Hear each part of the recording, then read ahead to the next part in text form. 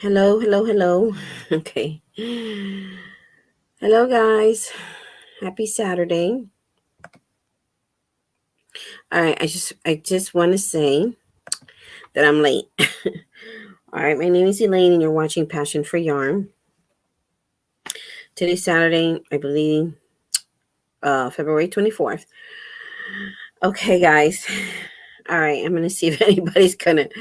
It's around. Um, I'm so sorry. I'm late because I fell asleep. I fell asleep around 8 something, and it's not my daughter's fault neither because she probably forgot when I was going to go live, but she didn't wake me up, and I woke up about 20 minutes ago, and I'm so sorry. This is the first time I'm like late like this. So I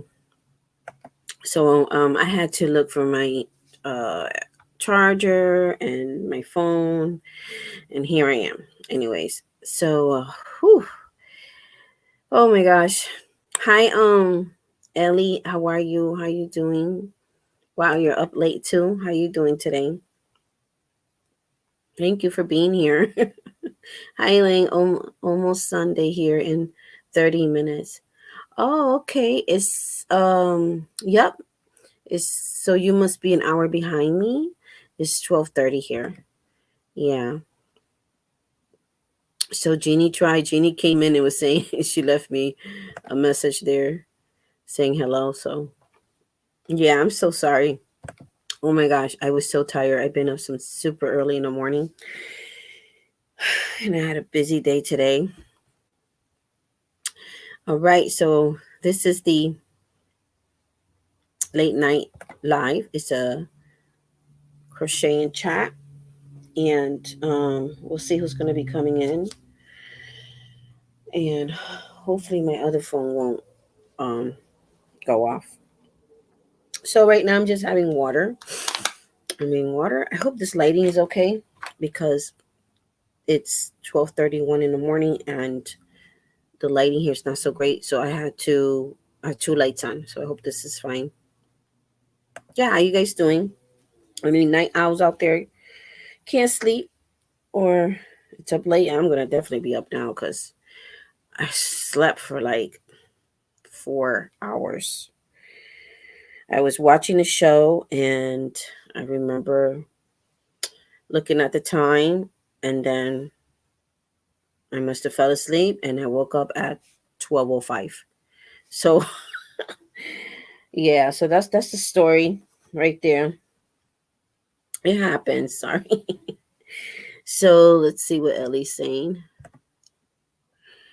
And even though I know it's late, I came because I just said, I know I'm late, but I'm just going to show up anyways um, and see who's around. And, it's better to show up than not to show up, crocheting a dishcloth for my daughter and then heading to bed. Oh, you're crocheting a dishcloth. I am working. I've been working today on my baby blanket. I just did a few rows. And here, I'll give you a little look. Hope the lighting is good.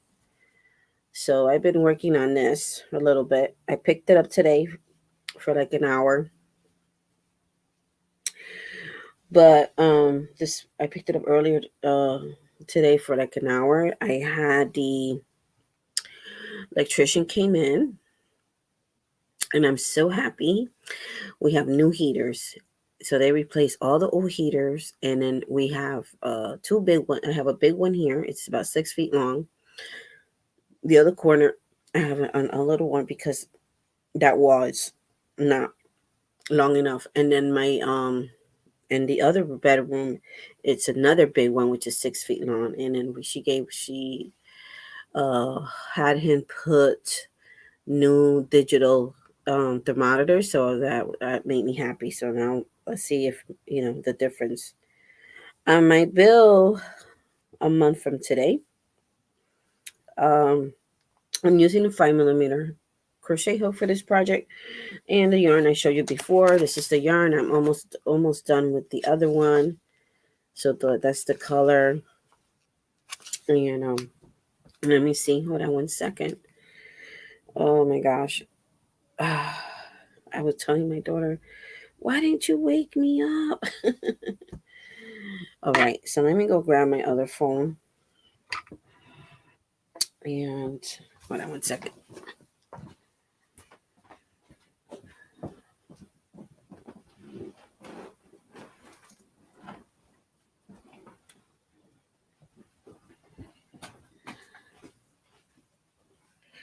All right, grab the other phone because it's gonna start making noise. And let me lower it.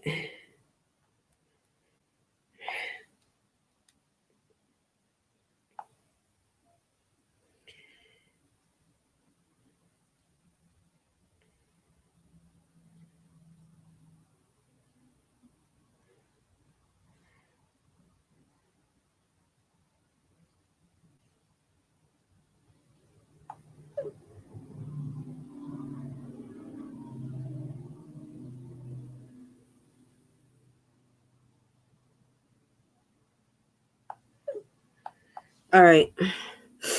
So sorry about that. So this one here is almost done with it, and then I'm gonna start the new cake. So yeah, I like this lighting here. The light. See, I had the light. I put the light in a different position, so now it looks better than last time. It was too bright. Well, um, I was home all day today, and it was cold today here, and so it's a perfect timing that he put the heaters on because right now I think right now it's like 17 degrees. Oh, thank you so much. Thank you so much, Ellie. So I think it's around 17 degrees tonight, and I'm so glad that he installed them today. Hi, Jeannie. I'm so sorry. I'm so sorry I fell asleep. I fell asleep. Yeah. I saw your I was wondering what happened to you. I was girl, I didn't even realize I just knocked out. I was watching a show and then all of a sudden I guess the TV was watching me because I fell asleep and I was sleeping since 8 o'clock. I fell asleep right after an hour and a half after we had dinner. I said, let me watch, let's just relax and lay down for a minute, but not to sleep, but I was just laying down watching TV. Since I'm going to have a late show, and I was up since 5:30 or 6:30 in the morning, something like that.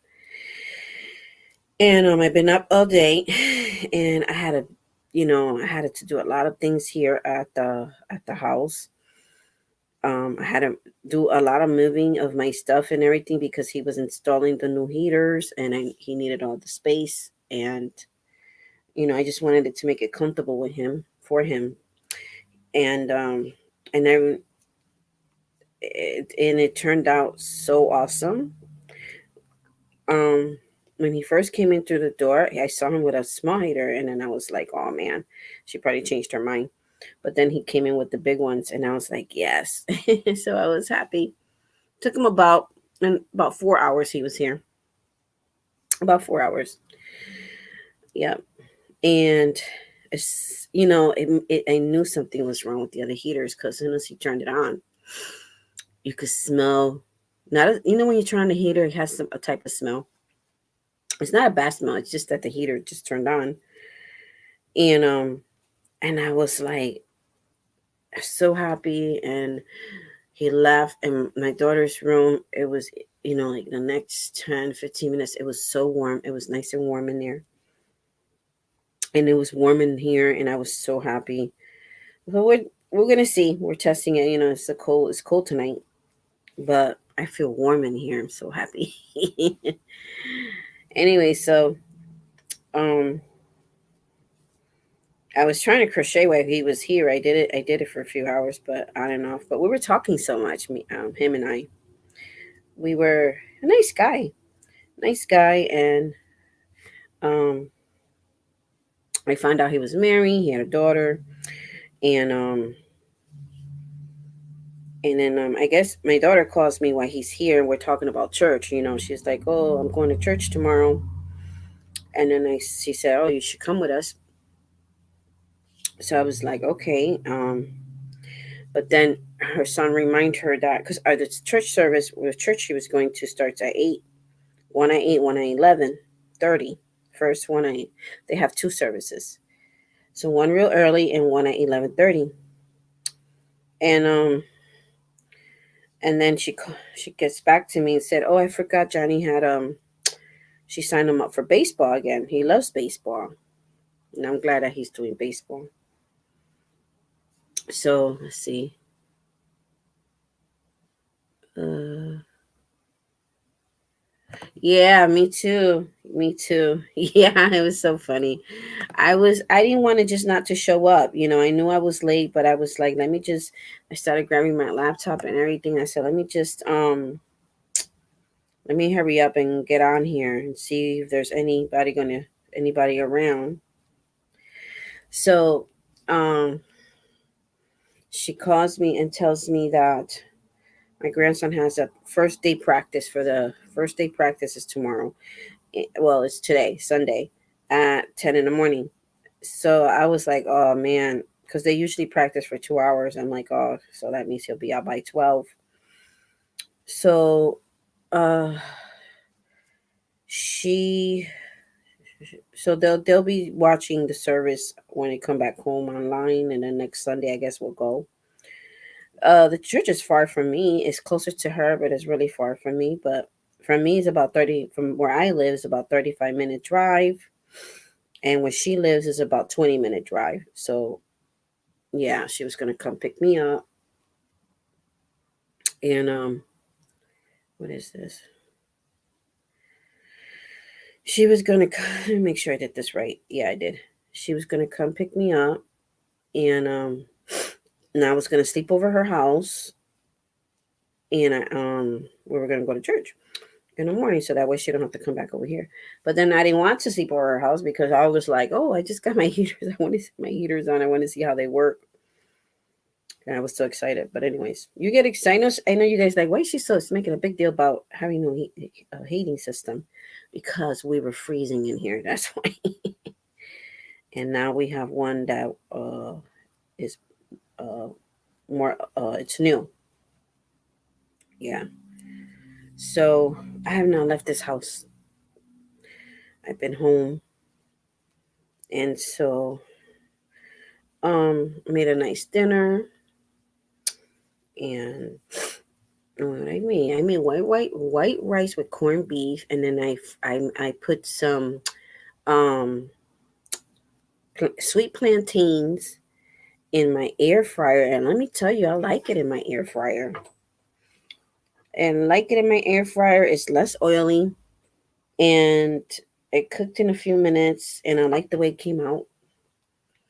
And they came out. The outside was crispy, and the inside was very soft.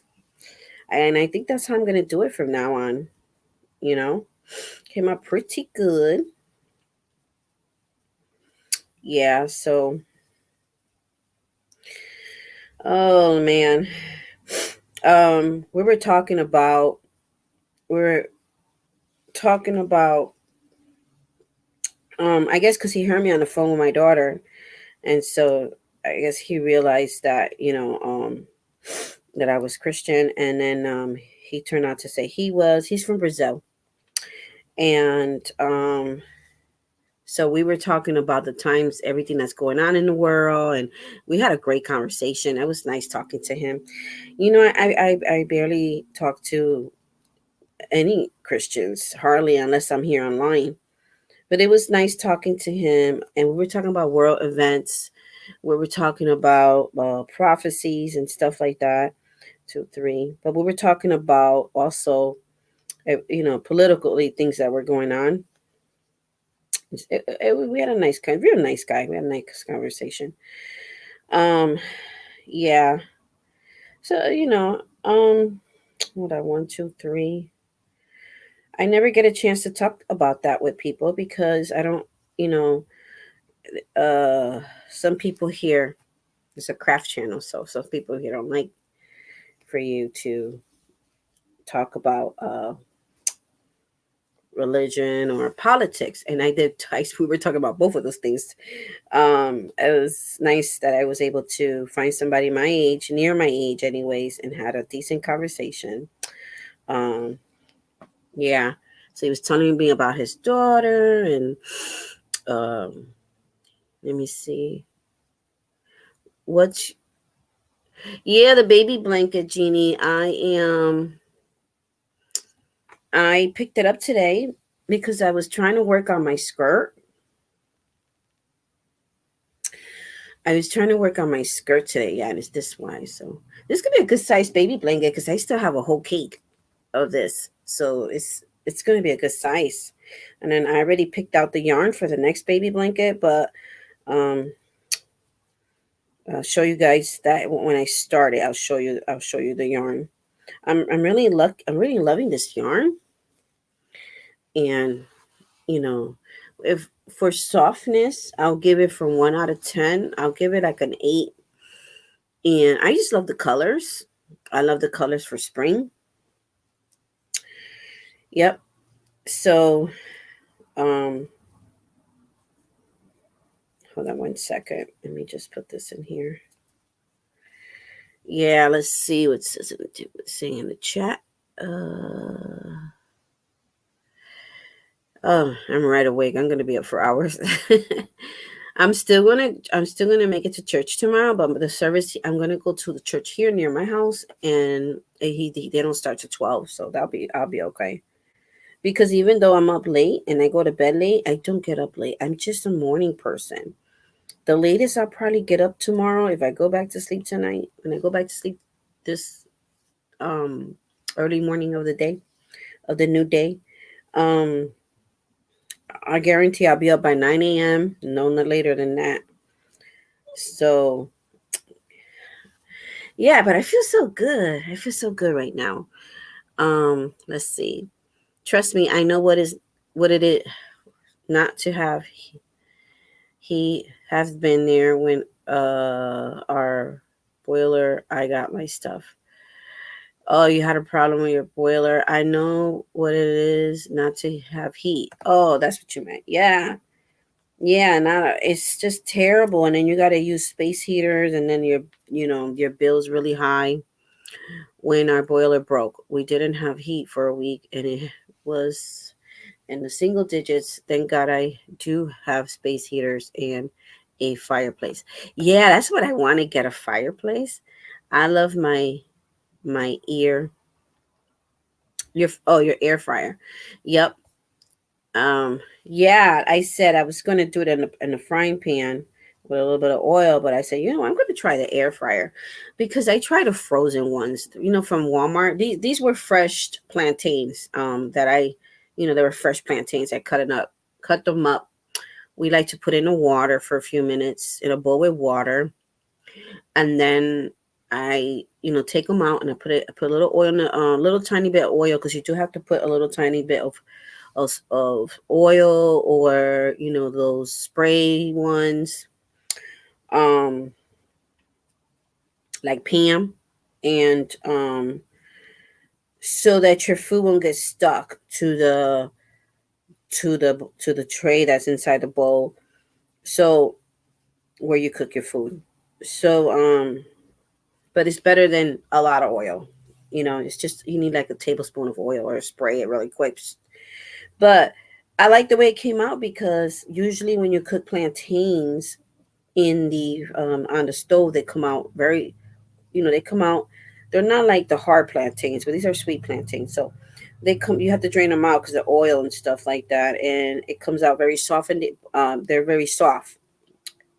But when you put in the air fryer, they're crispy on the outside and soft on the inside, and I love that. I was like, this is how we're gonna do our plantains from now on. But one time I bought the Goya frozen ones just to try it out. Just to try it out. And you're better off not buying that one because it was like I think it was like 3 something the box, or 4 something.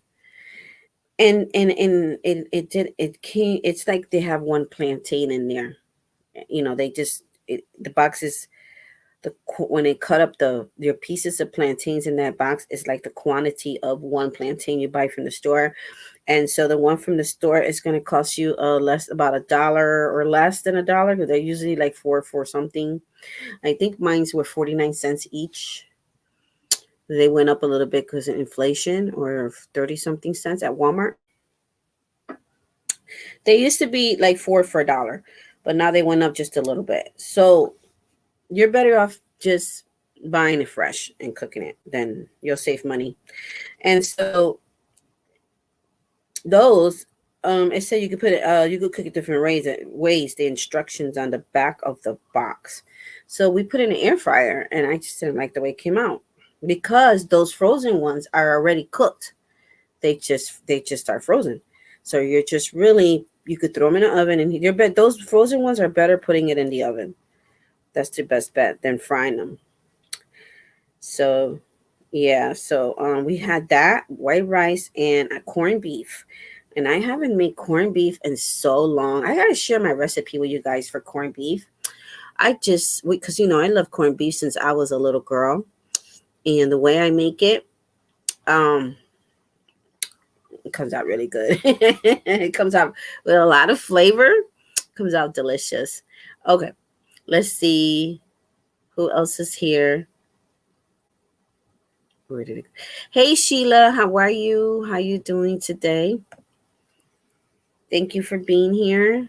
And she says, driving in your driveway, please open the door. How you doing? Open the door. Haven't seen you in a long time. Gave you a thumbs up. Oh, thank you, sweetie. Mwah. I've been here making this week I think I did a few shorts, but I've been here maybe a couple times a week. But this is my second live. I had one yesterday, and this is the second one for this week. I had one yesterday. This is the first one for the beginning of the week for this week. Well, I'm glad you're here. Welcome. How old is the baby? This one is for donation. This is a donation for newborns at a woman's pregnancy center. That's what I'm making these in the baby hats for, is donations. I mentioned this before. The pregnancy center is a place where they help unwed moms who need help. They want to keep their baby, but they need help with either it could be medical, emotional, they give them a place to live, clothing for the baby and her, and diapers, all this stuff. But also they do ultrasounds and things like that. And yeah, so this is what that's for them. So I want to make at least a good quantity of hats. And I'm going to donate 5 blankets for now, and hats, and little booties and things like that for the baby. Yeah, in the future, if I have like finances, because guys, we're going to talk about, I might have to go back to work. And so when I go back to work, donate other materials, here and there. And probably I could get my daughters to also donate things to help the agency out. These are agencies that help them, and also Catholic churches are doing this. And so far I know 2 of them, and I'm pretty sure there are more than 2 in Connecticut. But there's about 2 in Bridgeport, Connecticut, which that's where I was born and raised. And then there's one about 10 minutes here from me. So this is where I'm going to donate. This one is the one that's 10 minutes from me. That's not a Catholic church. That is a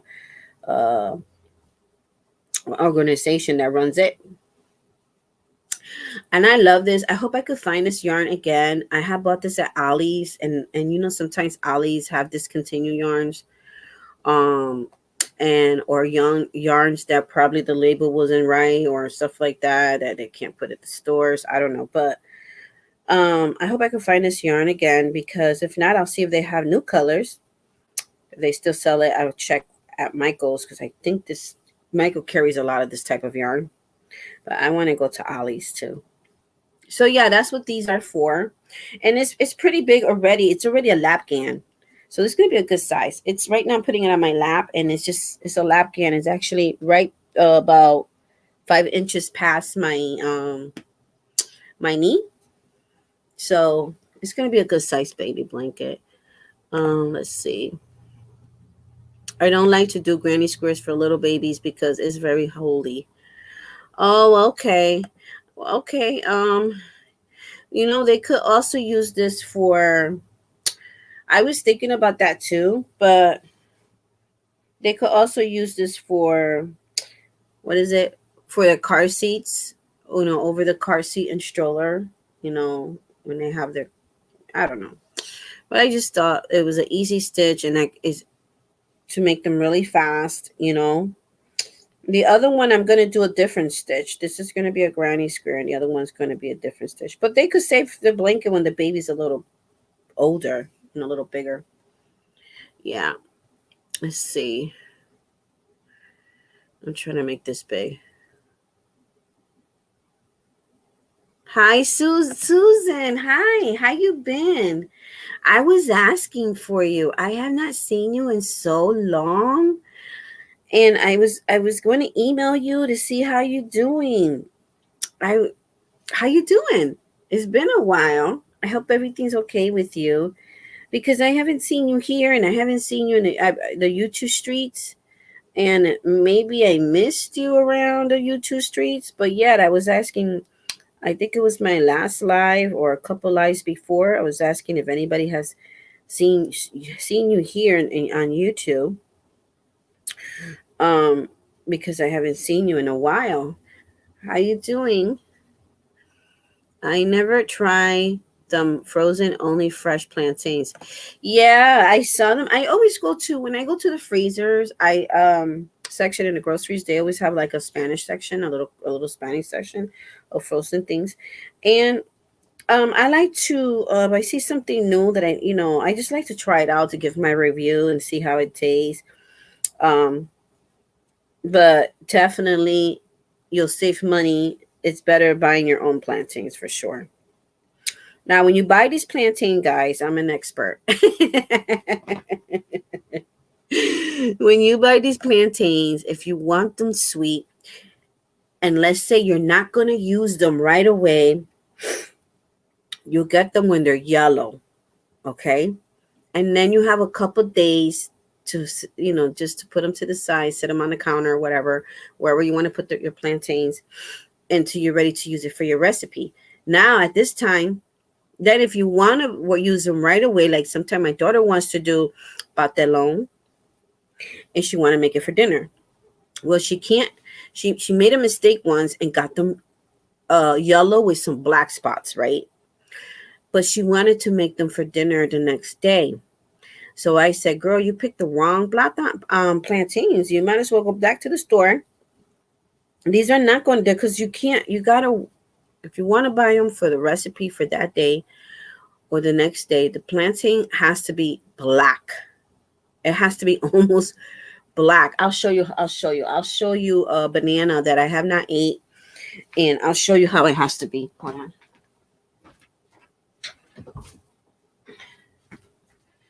So the darker you see the plantain, the sweeter they are.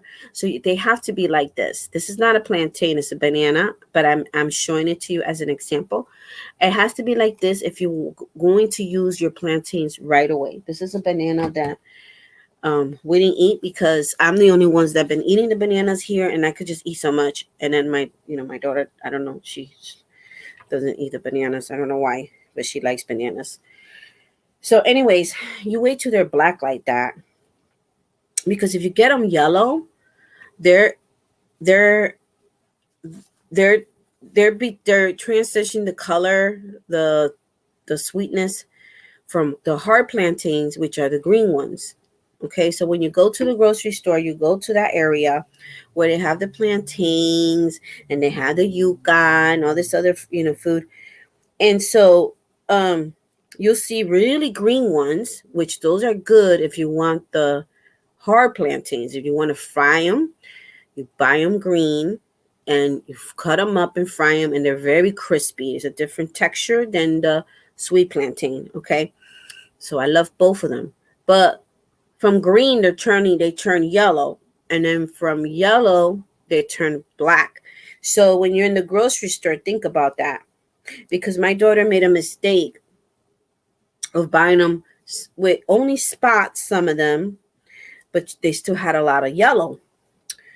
And even though they only had a few spots, and I said, no, girl, you gotta wait till it's really black. That the longer you wait, the sweeter the plantain's gonna be, because the recipe she was making was a patelon for dinner, and I think she was making it for somebody that was going there for the first time to eat it. And she was making patelon, and for those who don't know, patelon it is it is a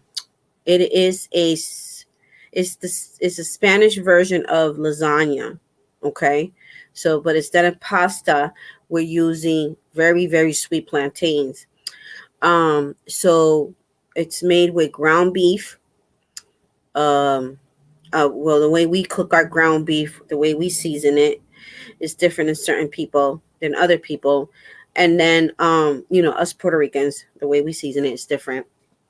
And then well, this is the way my mother taught me my meat sauce. It's different than Italian's meat sauce, you know what I mean? And um and then is cheese. Okay, so you do your meat sauce, and then the plantains, you start layering it like a lasagna. So we usually put a little bit of the meat sauce in the bottom of the pan, and then the plantains on top of that, because you don't want your plantains stuck in the bottom of the pan. So and then you layer it up. Then you put the meat sauce, then you put the cheese, and then you put plantains. And we're not talking about little. We put the plantains. We slice them up. Okay, let's say this is a plantain. Okay, so we slice them up this big. We don't cut them up in pieces. You could do that, but we do it like really nice long slices. Like, let's say this is a plantain. I will cut this in half for that recipe from here to here. I'll cut it in half, and that would be 2 slices to put on there. And then that's how you do it. And then you pile it up into however many layers you want to stack it up. And then you put it in the oven. My advice for the meat sauce: make sure that you're draining all the oil out. Okay, because you don't want you're already having cheese and all that. You don't want it to be very greasy. And let me tell you, that is the most delicious recipe there is. So yeah, that's my tip today for food. Okay, so Ellie says, I have never tried them frozen. And then Jeannie says, yeah, the box is not good. Yeah, it's not good neither. Yeah, it's not. It's a different taste when you cook them. So plantains are not good to freeze them. I've never tried it here myself, but I think plantains, let's say if your plantains are turning black, and then you don't want to cook them yet, I think you should slice them up. Okay, while they're still hard, not cooked, you slice them up. When you slice up plantains, you don't do it the long way. You do it this way. You slice them up this way. I probably could slice up 1, 2, 3, about 5 with this one. Okay, so you make them like this big, and then you put it in a baking sheet or a baking tray or even a plate. Sometimes I don't have a baking. I have a baking one, but it's kind of deep and big. So I would take a plate, and I will put whatever I want to freeze, I will put it on the plate, because I freeze a lot of food, different foods, right? So I'll put it on the plate, and then I separate them where they're not touching each other. You put it in the freezer for an hour, and you go check them, make sure they're hard. If they're hard, now they're nice and hard, and you throw them in a Ziploc bag. And there you go. And you save them when you want to use them again. You just defreeze them, use them. Hi Ivy, how are you? Evie B Creates. How are you? How you doing? She's saying hello to everyone. Suzanne saying hi to Jeannie. Jeannie is saying they had them on sale over here for $4. Yeah, when they're for $4, grab them because if that's part of your dish, your recipe that you like to, if you like to eat plantains. Um, everybody's saying hi to KB. No, Susan. Um, okay. Everybody's saying hi to each other. Okay. So I love corned beef. Yes, and corned beef was my favorite dish growing up when I was a young girl, and my mom used to make them two different ways. She used to put and do the corned beefs and fry some French fries, and then she would put it with the corned beef, the French fries in the corned beef, and then we will always eat our corned beef with white rice, and then you put that over your white rice, man. Or she would put instead of the fries, she would put corn. She would put corn in the corned beef. Today, I usually do mine with fries, but today I didn't. I didn't have potatoes, so we've been wanting to eat corned beef because we haven't ate corned beef in months. And I've just bought a can not too long ago, like 2 weeks ago, and we have not. I have not cooked it until today. So I was waiting to get a bag of potatoes, but I was supposed to cook chicken today. So the chicken didn't smell right. So if it's not going to smell right, I am not going to eat it or give it to my family. So anyway, we end up doing the corned beef. So I chopped up some onions and I really seasoned it very well. And it tastes so good. And we had that with the plantains. Yeah. So let's see. My hubby and son don't like it. Yeah, at first my kids, my youngest daughter and my grandson didn't like it. They used to, if you make the green plantains where when you fry them they're nice and crispy, they would probably have one or two of that one, but not too much. But this, and then the sweet ones they wouldn't eat it. But now my youngest daughter likes it. She even asked me to get some like a few months ago, and now we just buy it and she eats it now. So sometimes kids are like that. Um, they'll change their mind. I mean, I didn't eat a lot of stuff when I was younger, and at my adult age, I eat certain stuff that I didn't eat before. So sometimes they'll grow out of it. I have a mitt in my mouth. Okay, I think Ivy. Um, let's see. What are you guys working on? There's a few people here tonight. Thank you guys for being here. I volunteer at a crisis for pregnancy centers here where I live. Nice. Do they let you donate things? Do they accept donation? You volunteer there? So what do you do there, Jeannie? I need to go to Ollie's to check on what yarns they have. Yes, I have not been to Ollie's. Oh my gosh. Ever since I hurt my ankle, I have been to Ollie's in like 2 years, guys. A year before I hurt my ankle, and then after, I hurt my ankle last year. Was it, when did I hurt my ankle? Was it last summer? It was the summer before. So it's been 2 years. And I want to go check it out because um, it's it's not only the yarn. I go for the yarn, but they have some very inexpensive books too, um, crafty books. Crochet, knitting, very cheap for $2.99, $3, three something, four something, depending on the book. But then they have all kinds of books there and magazine. We love the book section too. And I always check out the food section because sometimes they have some foods that the grocery store doesn't have. And I always like to keep my eye on that. And it's a big, they like, I had bought a Bible there once. they had them. They put them on clearance. So the Bible was like $29.99, but I got it for $4.50, and it's a study Bible. It's a good one. It's a King James version. I got it. It's like this big.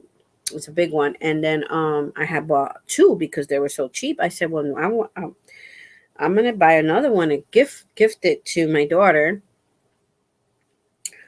And so yeah, I keep my eyes on sales like that. But I'm curious to see what yarns they have now, you know, and what brands they have. Let's see. Because I bought this one at Ollie's. I bought this cake at Ollie's, and I think I paid like for this cake at Ollie's. I think I paid like three something. I don't know. I think it was 250 or three something.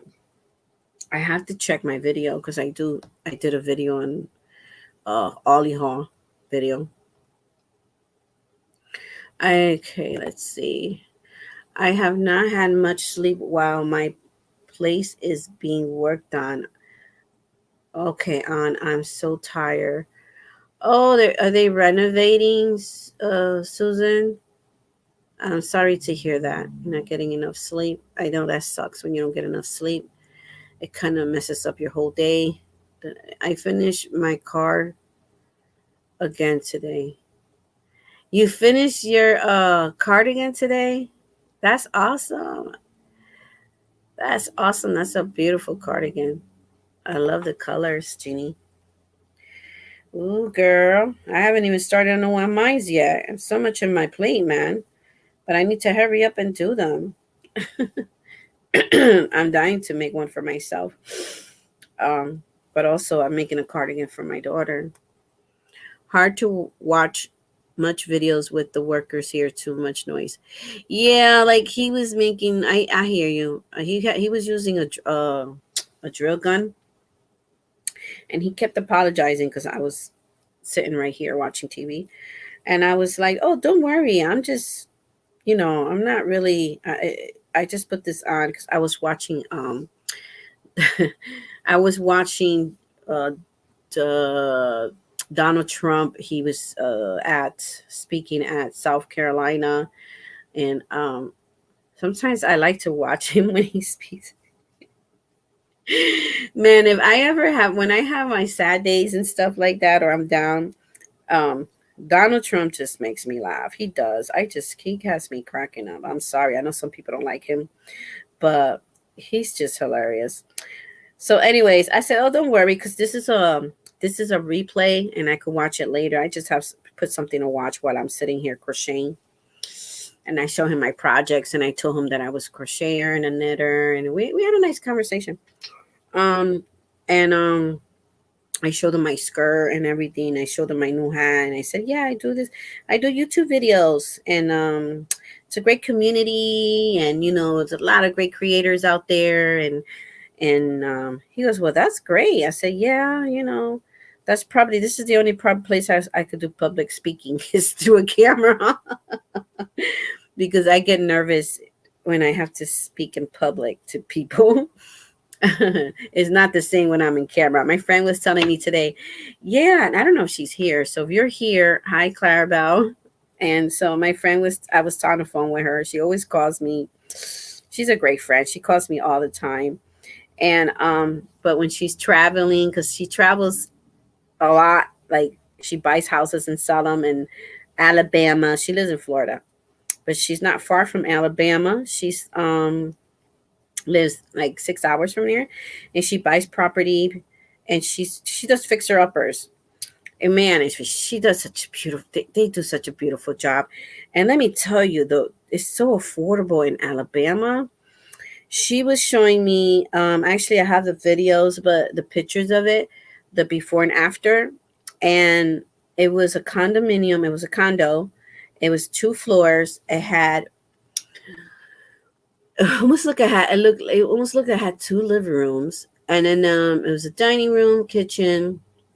Second floor had the bedrooms, but each floor, the living room had a fireplace, a beautiful fireplace, and then a master bedroom had a fireplace. It was so beautiful.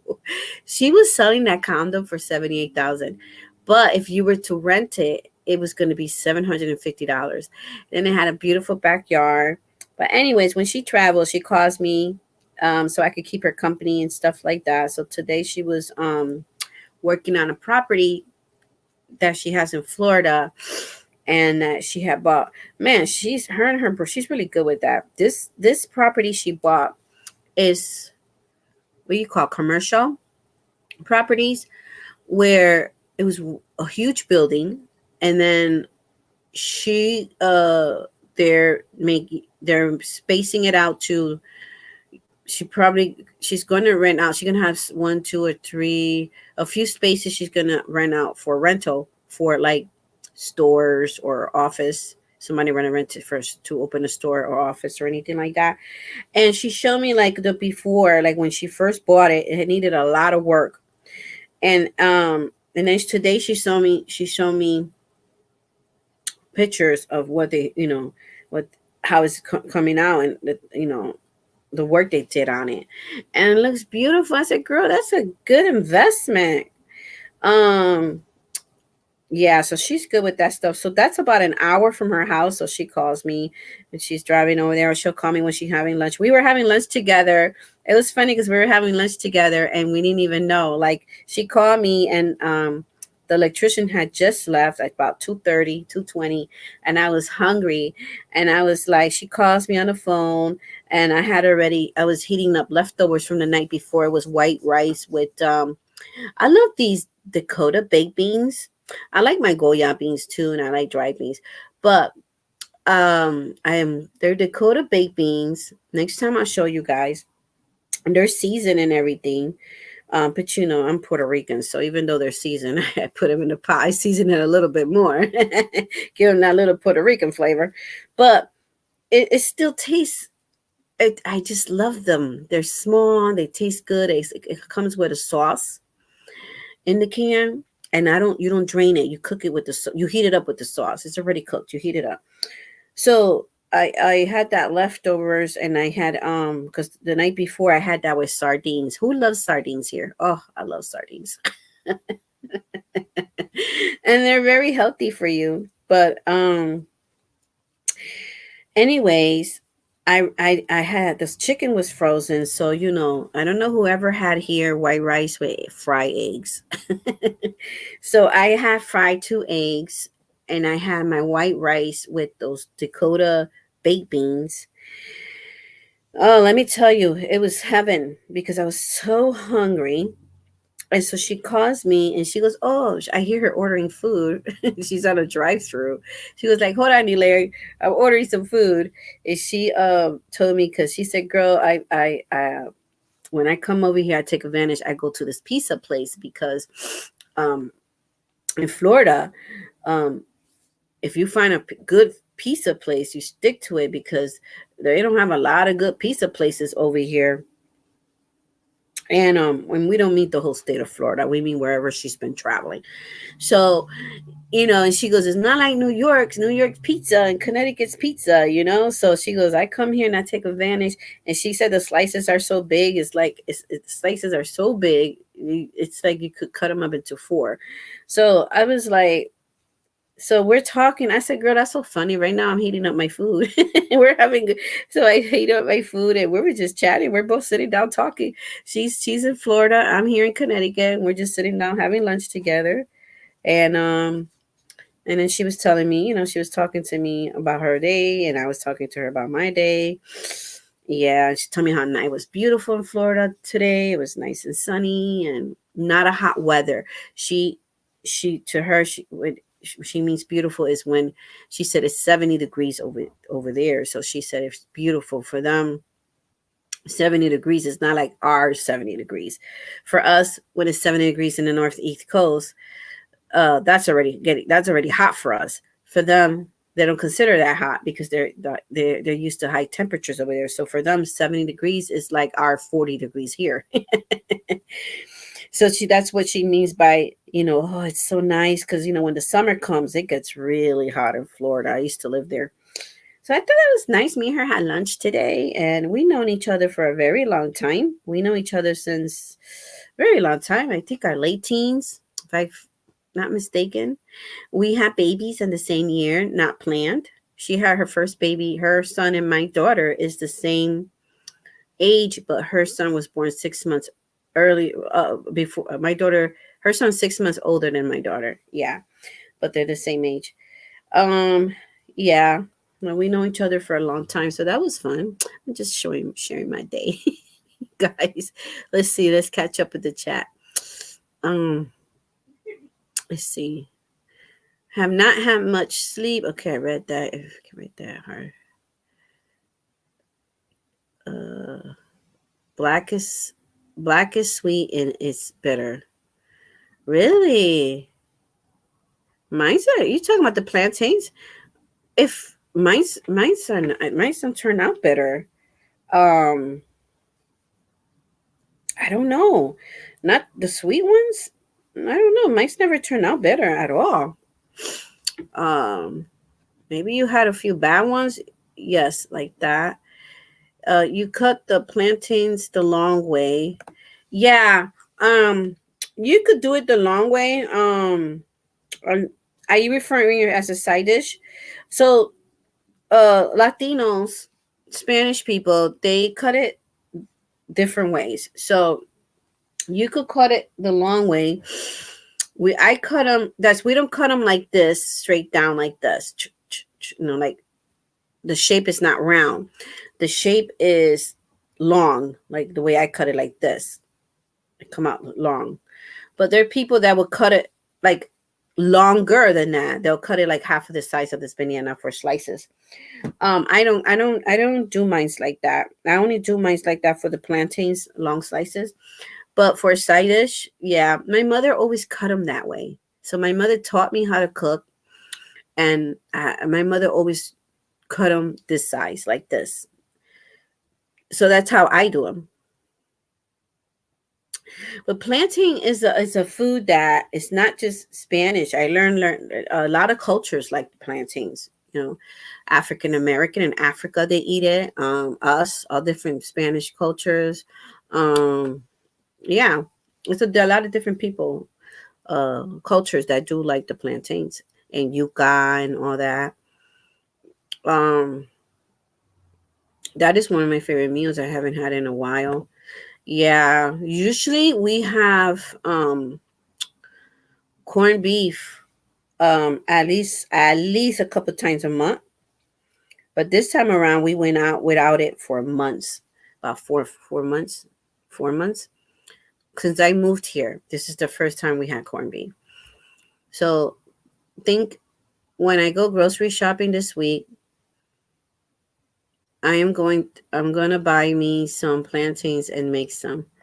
Yeah, and that's another thing. I don't There's some people like in Puerto Rico, they eat a lot of plantains. There's some cultures that eat a lot of plantains with their meals. I don't it To me, I don't eat it with every meal or anything like that. Actually, I don't eat it. I'll eat it a couple times a month. I don't cook it all the time.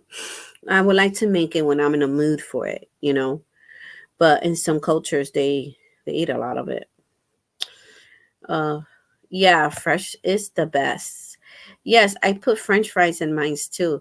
Yeah, now Jeannie, do you wait? Because some people, my mom used to cook the corned beef and throw the French fries there and then serve us.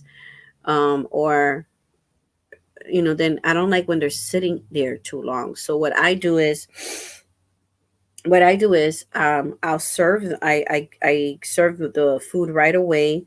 Sometimes I'll just put it right on the top, 'cause if they don't want them soggy, and I just serve it right away but they still taste good either way. Um, some people put scrambled eggs in it, like they will cook scrambled eggs and for on the side, and the corned beef in the side, and then they mix it together. Yeah, but I like mines with the French fries, and with the French fries and with the corn. Sometimes I'll put sweet plantains in my corned beef. That sounds good too. That sounds really good. Ellie says, let's see. Working on my second dishcloth, but getting sleepy already. I bet. Try to stay up as much as I can with you guys. Oh, Ellie, you're so sweet. Thank you so much. But if you're tired, girl, you want to go to sleep, and I'll see you in the next one. But I do appreciate you being here and trying to stay up. Guys, don't forget to give me the thumbs up. I do appreciate it so much. Let's see. They have good Christian books and Bibles as well. Yeah, I had a but that Bible was a good Bible for $4 and change. I mean, I made out. I love their section. Yeah, they have like an aisle full of Christian books. They have like Bibles for all ages, and then they have um novel books, fictional books like for Christians.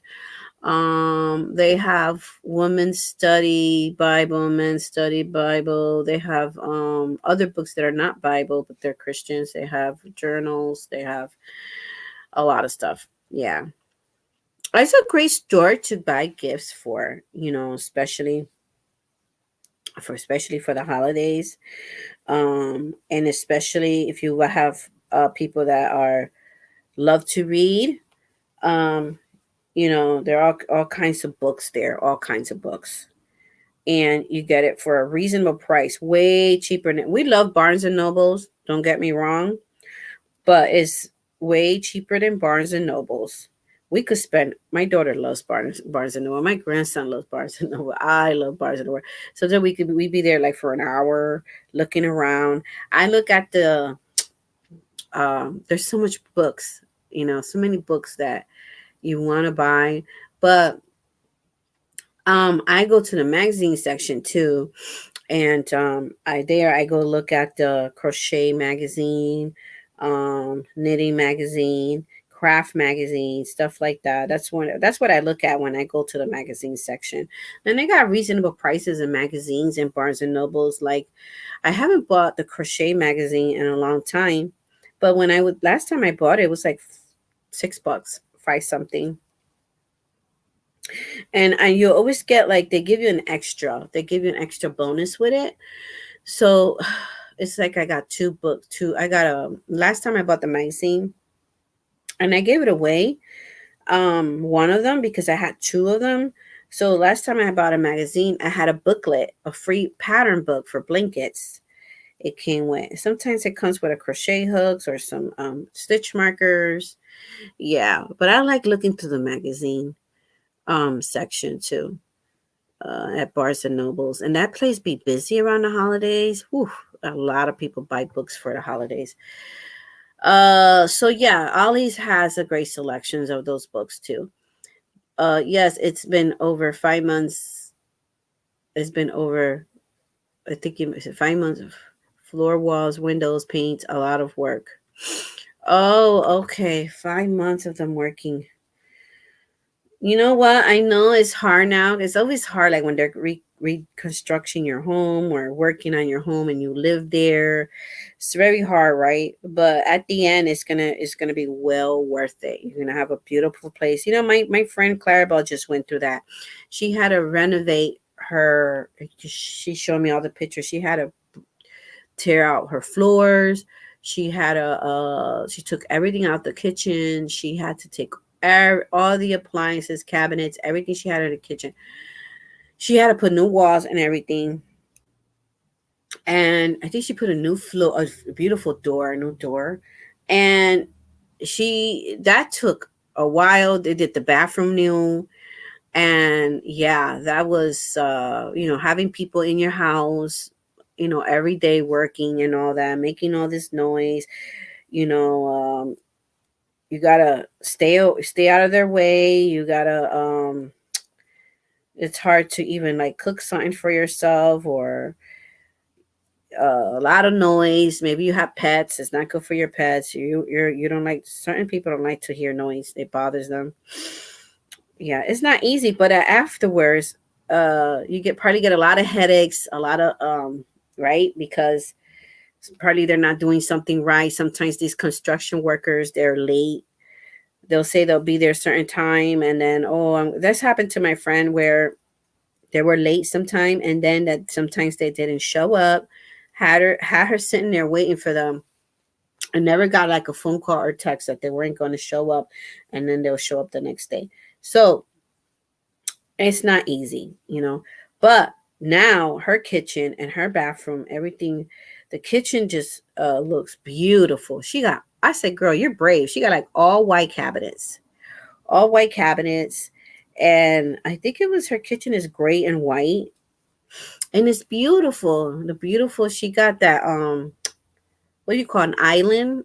Is where you have that, it's called an island, so it's in the middle of the kitchen, and it's just where you it's just a another space for you to cook and or prepare food and all that. More storage for your pots and pans and all that. You know what I'm talking about, right? Goes in the middle. It's beautiful. So yeah, she went through some hard times, but now she's enjoying her kitchen. It's beautiful. I love sardines. I did too, girl. When I got upset when the sardines went up at Walmart. It was the cheapest place you could buy the sardines. And they were like 58 cents, 60 cents. Now they're like a dollar something. Like not too much, but they went up. They're like $1.10, $1.15. I was so upset. I said, man, when the pandemic started, I stacked up. I had like 20 sardines in my prep cabinet. And I knew they were gonna last me for a while because I'm the only one that eats it here. And and I don't eat them all the time because you got to be careful how many days of the week, how many times you eat fish, any type of fish, sardines, tuna.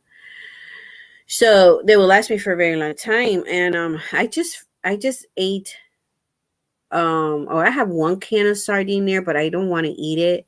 I'll tell you why in a minute. But I just ate the last one for me was just yesterday for dinner. I have another can of sardine here, but it doesn't say, it's from Walmart, but it doesn't say wild caught. And so when I buy my fishes and my my seafood and anything from the ocean, I don't like that stuff from the farm grown, farm raised. Uh, no, because I saw a documentary about that when at first they started doing farm fishing and how they raised them. And a lot of these fishes, you have to be careful. Look at the label where they come from, because if they come from China, it's China that I saw a documentary. And some of these farmers, I didn't like what I saw, and let's just say that. But they feed them. They put them in a they, it's farm fishing, so they have put them. Some of them have a square, like almost like a pool, and some of them have ponds, and then some of them have these uh, big black round containers, squid containers, real big ones. And so they breed them.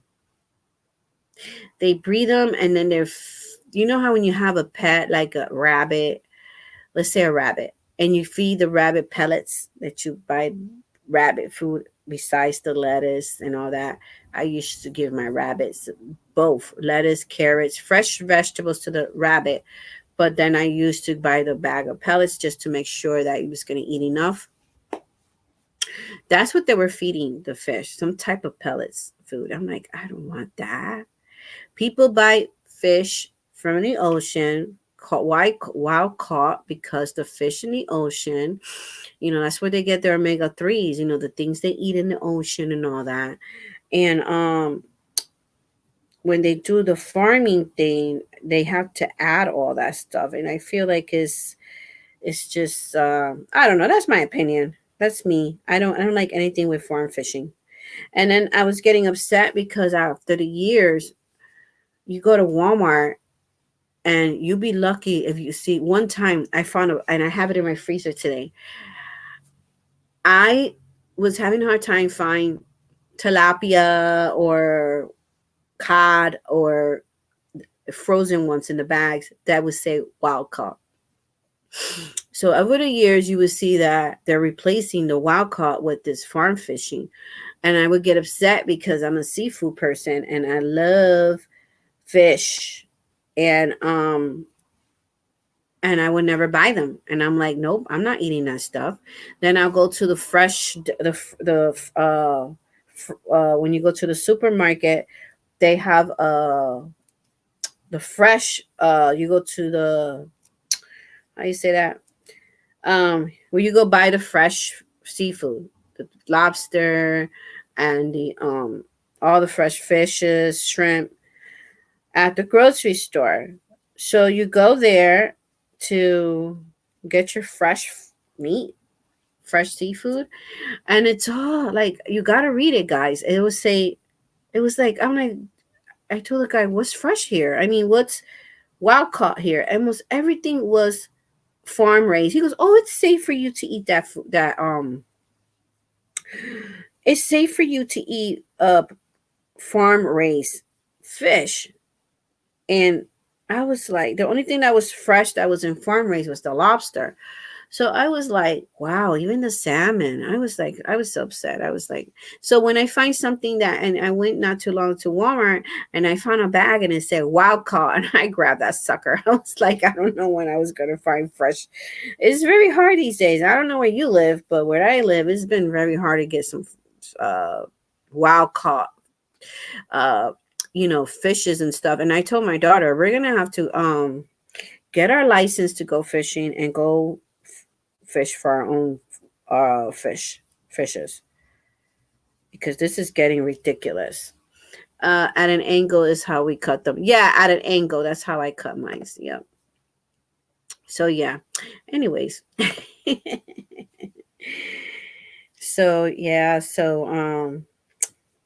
So that was how my day went, guys. I just did that's what I did today, and I had to reorganize everything. I did a lot of work today. When I was done, my back was hurting. I had to put everything back that I had removed for him to. I had to put everything in the bathroom and the closet. I had so he could have space to do the heaters and all that, and I didn't have nothing blocking the heaters, but I knew he needed. I knew he was coming with bigger heaters, so I didn't want to uh waste his time where I had to move stuff and he has to wait for me to move it. So I kind of like took it upon myself to figure out, okay, what space does he's going to need, and then I just move the stuff, and thank God I'm done with that. Right now it feels warm here, and it is like the heater's right behind me. It's a big one. It's 6 feet long. And right now in Connecticut, where I live, it is 20 degrees, feels like 12. Yes, it's cold. It's cold, but by 2 a.m. it's gonna go up to 19, then it's gonna go down to 17, 16, and it's going to be a cold morning. So he came just on time for it, because we're gonna have cold nights in the next week. It's gonna be in the lower teens. Right now it feels like 12. So perfect. Usually when it's in the lower teens like that, and I have my old heating system, I would have to put the space heater because it would be so cold here. And I'm just fine now. I'm glad. Yeah, and I'm glad that this is over. Cause if not, I was gonna move out, guys. Once I had an opportunity to move out after when spring came, I was not gonna be here for another winter. Let's see here with the sardines. So, what are you guys working on? So tomorrow I'm gonna get my exercise on, because the church I'm going to is about 30 minutes walk. So, and I need to walk, guys. I need to lose my weight. I had to focus back on my weight loss. I had stopped doing the fruits and vegetables for 10 days because of funds. I had to buy other foods that was the main dishes that we have to cook for the week. So I had to sacrifice myself and buy that food. It's how it is these days, when you go to the grocery stores. You have to leave stuff behind, and you can't you got You got to go according to your list. So now that I have bought a few things in bulk, I got my freezer full of meat. Um, and I got, I have breakfast. I have stuff for breakfast. I have stuff for lunch. And so now when I do grocery again, I'm going to buy me some of my stuff for back so I could do my 10 days fruits and vegetable soups because I want to get on with my soups again before the warm weather comes. Because once the warm weather comes, I do not make soup. I do not eat soup when it's the summer. And I have everything I need for my smoothies, but except I have the frozen berries and everything. I miss having my smoothies. I used to love having my smoothies. But I have the frozen berries and everything, but I ran out of the milk. I usually use Walmart's plant-based milk, and it's the cheapest one around here. And then besides Dollar Tree, but Dollar Tree is $1.25 for a liter, I think it is. And I get I just read about it at Walmart. But I ran out of the protein powder. So when I wanted to go buy the protein powder recently, we had a snowstorm. And I was like, I am not going out there. But guess what? When we had rain the other night, it rained for from 11 or something the night before, all throughout the night into the when I did my other live. I think when I said in my life, oh, it's raining on and off. We hardly got no snow here anymore. It has taken the snow away. And then with the temperature changing, a few days we were like high 30s, low 40s. So but the rain was that took the most of the snow. So we have like patches of snow, like really flat. Like we had like 9 inches of snow, and now it's like just little patches over there, a few blocks over there, a few blocks over there. It's not a lot of snow. So now I could go for my walks because I don't go for my walks when it's snowing like that, and get some fresh air. And so then I don't mind walking to the church because uh, I don't have to deal with the ice and all that. And I so I'm excited for tomorrow. I haven't been to church since the last time I told you guys I went to that Spanish church. That is that beautiful church. Oh my gosh, I want to go there one day. They have the church doors open sometimes during the day and nobody's there. I want to go do a better video than what I did. Let me tell you, that church is beautiful. It's beautiful. I mean, it really took my breath away. I was like just looking around like, wow, this is a beautiful church. Catholic people make the most beautiful churches, but this is not a Catholic church. This is a Pentecostal church, and they bought it from the Catholics. Let me see if I still got my picture, but it's so beautiful, beautiful. It's not a picture; it's a video that I have here. But it is beautiful. The ceilings are really high, and it's just they have this chandelier. What do you say that? A lot of not a lot. There were little ones, but they were like across one side and across the other. The lighting, chandeliers, and then they had lighting. Then they had like all these ceiling fans going across this way. But the I say that the person architect that did design this church. Oh my gosh, it's beautiful. But I took my breath away. Um, the only thing is that the sitting was hardwood, those long church benches for you to sit, and they were not that comfortable after an hour. So let me see if I find it. But while I'm finding it, hey guys, um, I want to crochet. No, I want to knit.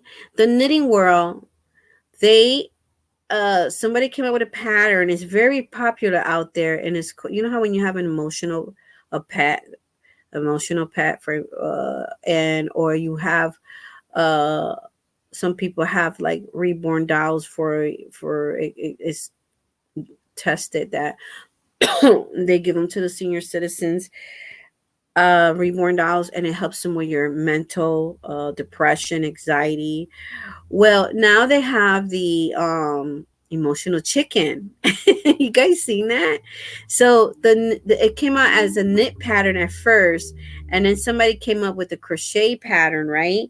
But it's been so popular, right? I went to Walmart, and it was so funny that I had seen this pattern. I had seen this podcast, this knitter who her thumbnail, she's holding the chicken, and then I watched her video and she was talking about it. She loves it so much. Oh my gosh, it came out so good.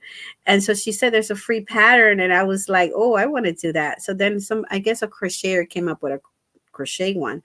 So go look it up here on YouTube. Just search for emotional chicken pattern or video, and everybody's making them. So I went to Walmart, and they had all these stuffed animals and stuff. This is after Valentine's. I think this is because it's Easter now.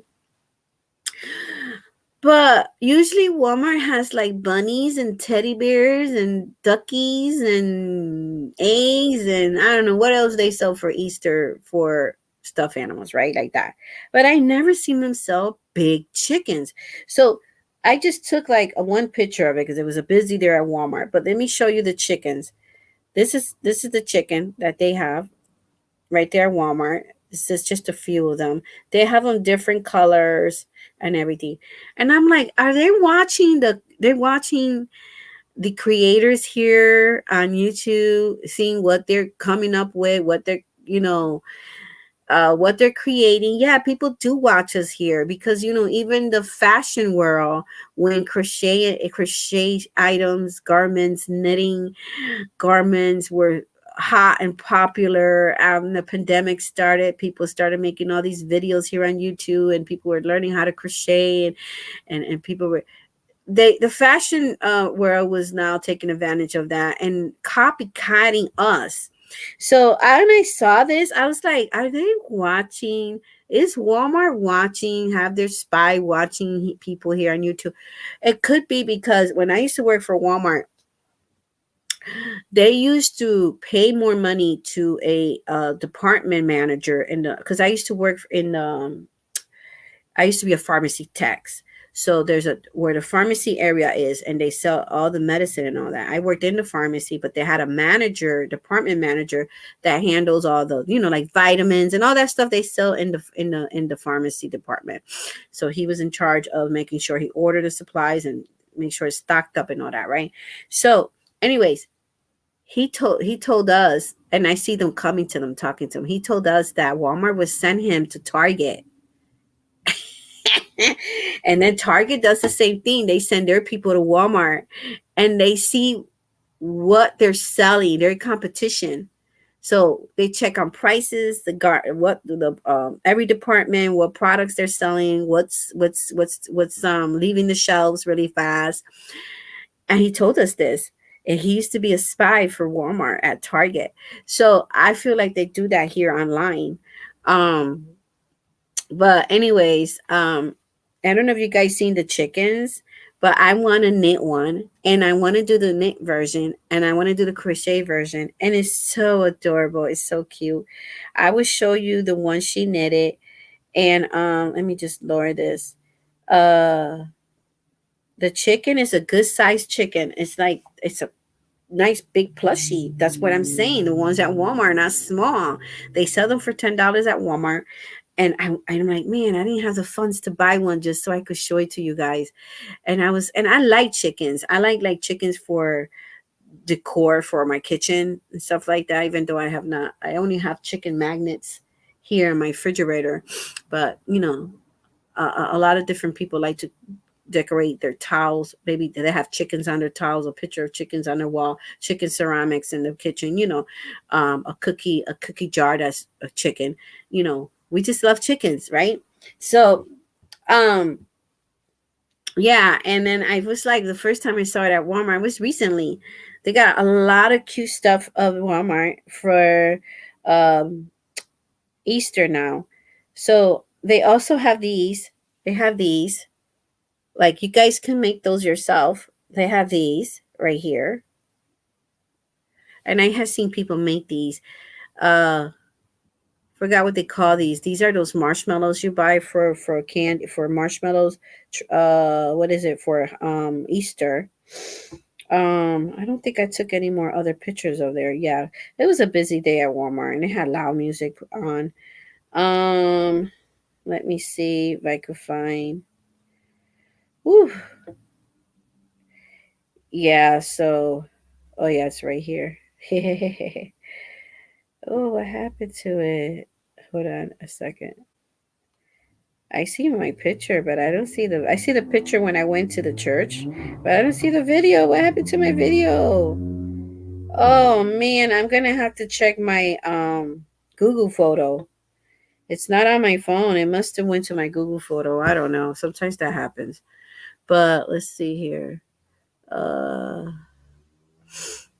Gotta go. Heading for bed. Everyone take care and have a beautiful and blessed night. Thank you, Ellie, for being here. You have a good night, girl, and I'll see you the next time here on this YouTube street. Thank you so much for being here and trying to stay up with us and spend some time here with us. I do appreciate it. Have a good night. I hope you rest well. I did one for those chick. I did one of those chickens on my Addy machine. You did? You did a chicken at your Addy machine? Yes, because girl, you gotta share that with me. You gotta send me a picture. Is it done? Send me a picture, and you're gonna have to share the pattern with me because um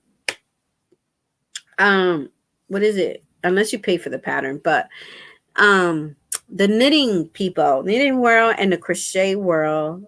I don't know if the crochet is doing one piece, but the pattern for knitting is actually different pieces that you sew together to make the chicken.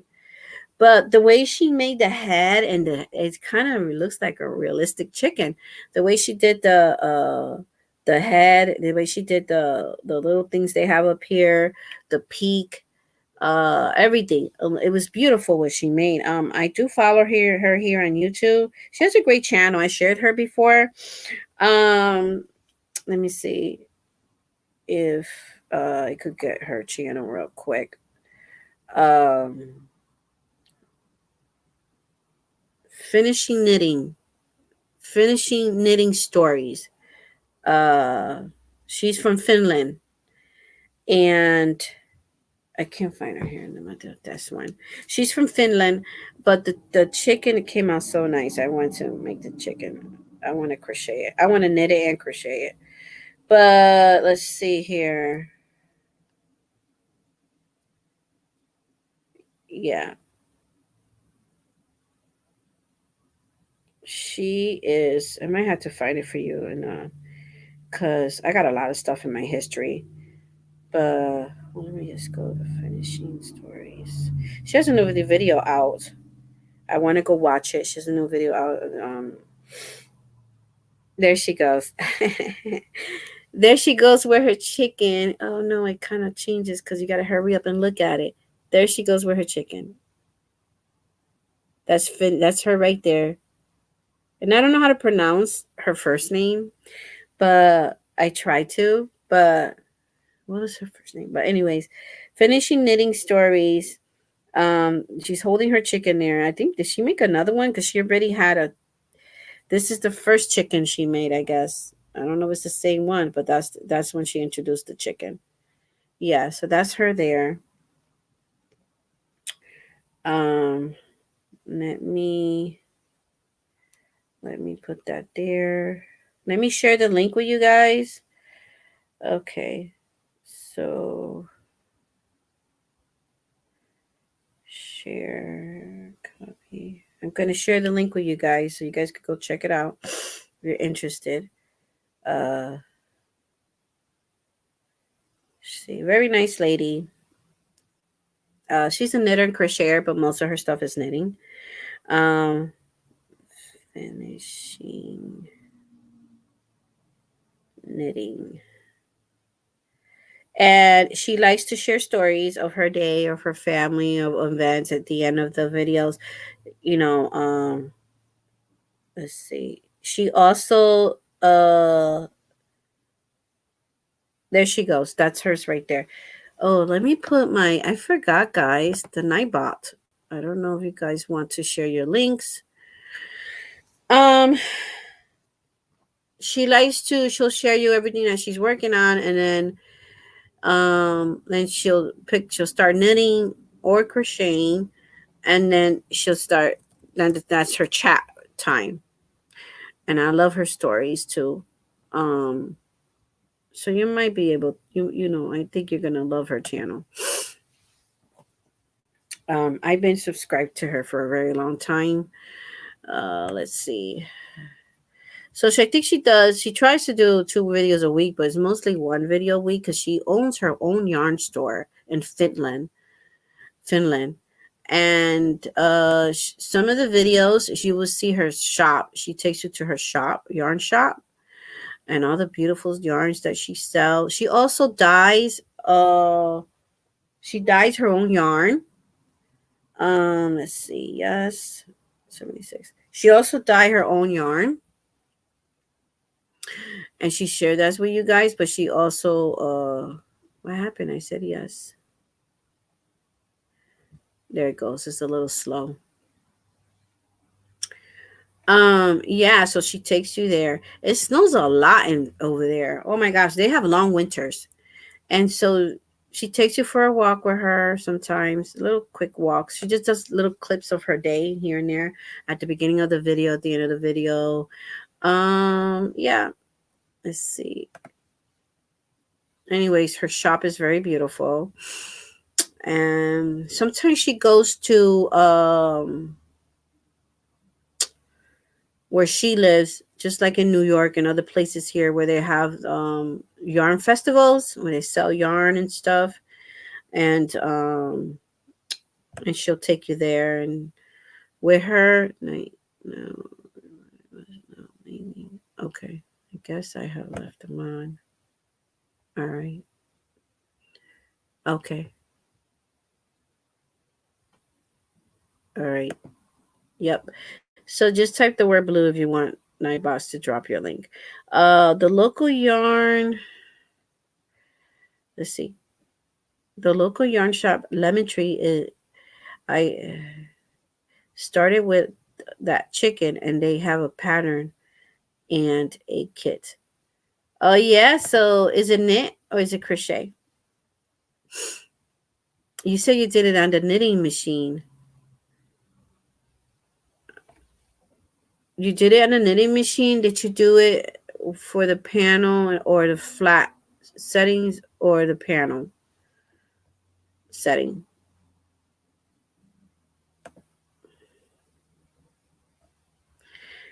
Okay. I know it's almost 2 in the morning. I'm tired. Been up since 5. Oh, okay. Thank you, Jeannie, for being here. And I appreciate you guys being here, even though I was late. But thank you so much. You have a good night. And I'll see you next time here in the YouTube street in my next video, too. Bye. Have a good night. I will catch the replay. God bless you, too. Have a good night. Bye. Thank you guys so much. I do appreciate it. But I'm going to continue crocheting here. Yeah, so uh let's see here. And she shared the most beautiful yarn with you, not just her yarn. It's mostly she doesn't really talk about her yarn on her channel. Because she doesn't want her channel to be about her yarn. She said that her shop and stuff like that. She'll probably take you there once in a while and show you. It's kind of like a vlog video, where she goes to work and she brings you along. And yeah, but mostly it's about knitting. And if she's crocheting something, she'll share with you. But she's a very talented knitter, very nice lady. She's married, has children. And yeah, so I would have loved to meet her one day, but she lives too far. And man, it snows over there. It's cold in Finland. They have longer winters. I would not want to live there, but uh, they're used to it. So let's see. Yeah, I'm not tired yet. How long I've been on? An hour now. I am not tired yet. I'm not. So, uh, what you guys been up to? And I'm so glad that I could be sitting here, not feeling cold, talking to you guys. Yeah. So,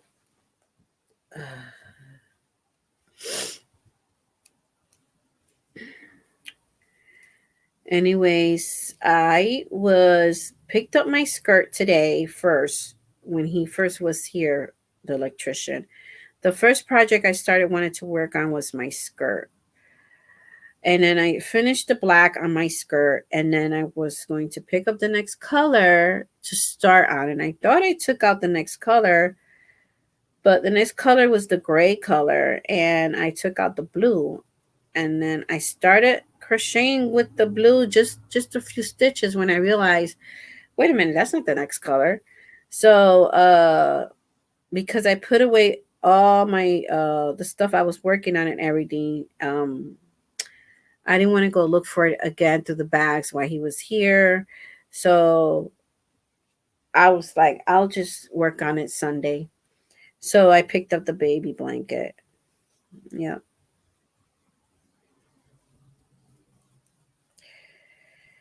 Yep. So I'm excited to work on that next. That's the next project I'm working on. I think that in 2 days I could be finished with that skirt. So it's been put off because of other projects, and been busy doing things, but I can't wait till I finish that skirt because I wanted to wear it to church. Not only for church though, but it's gonna be a cute skirt. Yeah, and I think that's the. I'm gonna try one on the knitting machine, and that'll be the last big garment I'm gonna make for myself like that, because and the leggings are last big garments that I'm gonna make like that for myself. Other than a shawl or a cardigan, because I'll be losing weight, and then next winter it's not gonna fit me. So yeah, I'm gonna wait, but I'm excited about it though. It's my first crochet skirt, because I tried a crochet skirt many years ago. I started one and I never finished it, but it was more like a pencil skirt shape, type of pencil skirt. That's the type. And I don't know why I never finished it, but I never finished it. So I want to finish this one. It doesn't feel heavy either. I thought it would be heavy, but we will see once it's done. We will see. Yep. So I have to concentrate on other garments, and spring is around. Spring should be in another month and a half. We still have good chances of getting still more snow here, but spring is in another month and a half. So I got to start thinking about getting ready for spring. The garments that I'm going to be making, the things that I'm going to be crocheting and knitting for spring, I have to make a list. I don't know if you guys are like that, you know, make a list of, or you just wing it, things you want to make. Some people are like that. They have a journal. I don't have a journal. I just write in a notebook. And they have a crochet or knitting journal where they keep their uh, plans, what they're going to do next, and stuff like that. And I'll just start writing stuff down, thinking about what I'm going to make. But I started looking at my yarn today because I had to move all my totes from the little crochet corner that I had, and crafty corner, and I had to move them all to the bathroom. And when I moved them back, I was just looking through them, and oh my gosh, there's like so much yarn I want to start using, but it's so hard for you to, You have all these projects in your head, you write them down, and then, you just don't have the time for it, you know. But yeah, I didn't know about that emotional chicken. I think it came out a while back, sometime last year, if I'm not mistaken. But I found out about it through her channel, and I thought it was cute. It would be nice to make one for Miguel. Miguel from Who Knows, because he's always showing his chickens and his ducks. He has a lot of his animals. Yeah, I hope he's doing well because he was recovering for surgery. I hope prayers for him. Granny D too. She did a live, and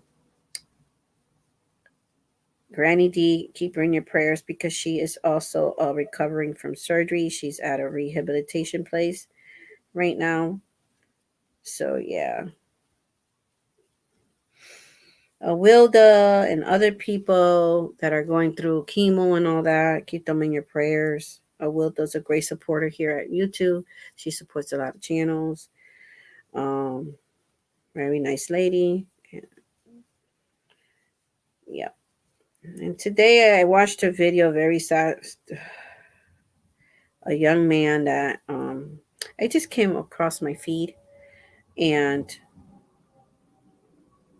the thumbnail caught my eye, and what he wrote there, and so I watched it. And just keep him in your prayers because I guess he has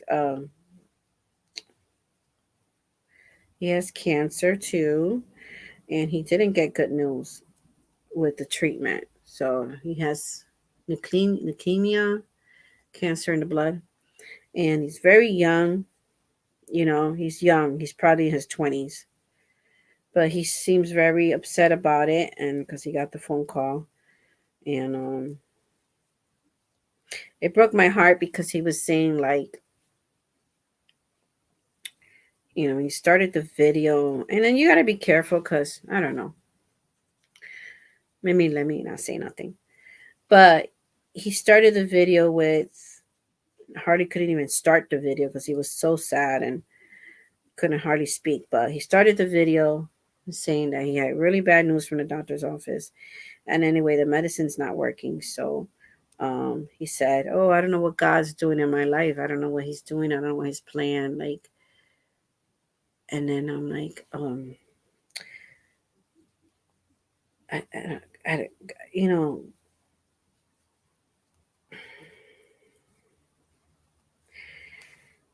and I wanted to talk to him right through the TV, like, saying, put your faith in the Lord, and I don't think the Lord would want anybody to have cancer, but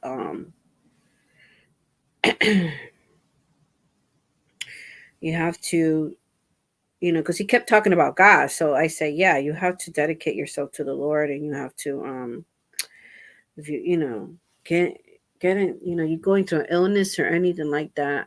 I mean, you should be fasting anyways, but if you're going through an illness or something like that, it was me. I'll get into some deep fasting and prayer. And then if it's God's will for me to be healed, it's God's will. And if it's not, you gotta take the good and the bad, you gotta take the good and the bad. You can't just take the good all the time. That's not how life is. So, anyways, it broke my heart because he's a young man. I don't like hearing stories like that. Like, I feel bad, but I have to hear them because then I have to add these people to my list. That's why I do hear what they're saying, even though it bothers me, because it's sad, and any of us could be in that position. I have family members that there were so many family members of mine that had cancer that they had to do tests on me and my sister, DNA tests for cancer because it was just so many different cancers. And but it didn't really run in our family according to the test. Sorry, I had to drink some water because I do so much talking. So I get feeds like that on YouTube. I see stuff like that, and I just write I just listen to them and write their names down. I do want to reach out to him in an email, because I don't. It just people are going through. It seems like he's going through a rough one, and sometimes when you have to reach out to people. They're here pouring their hearts on you too. So I think it's almost like it's almost like it's almost like they're showing you that they need you. You know what I mean? It's a cry for help. They might not have family members near them or close to them, or you know what I mean? Maybe nobody's there. I don't know who's there for him. But sometimes, you got to send a little email. You got to send an email saying, "Hey, I I watched your video, and I might not understand what you're going through because that's never happened to me, but has seen how it affects people's life because of my family's. My mom died from cancer, so it's good to reach out and say, hey, I'm here. I'll pray for you. I could be here for you. Through your time that you're going through, hard times. That's a difficult time. That's a scary time. You know, and when you get a phone call like that, and then you don't want to be alone. You're going through this and alone, the most darkest time in your life. It's good to reach out to people and be there for them, and pray for them, even though there's, that's what we have to do. Um,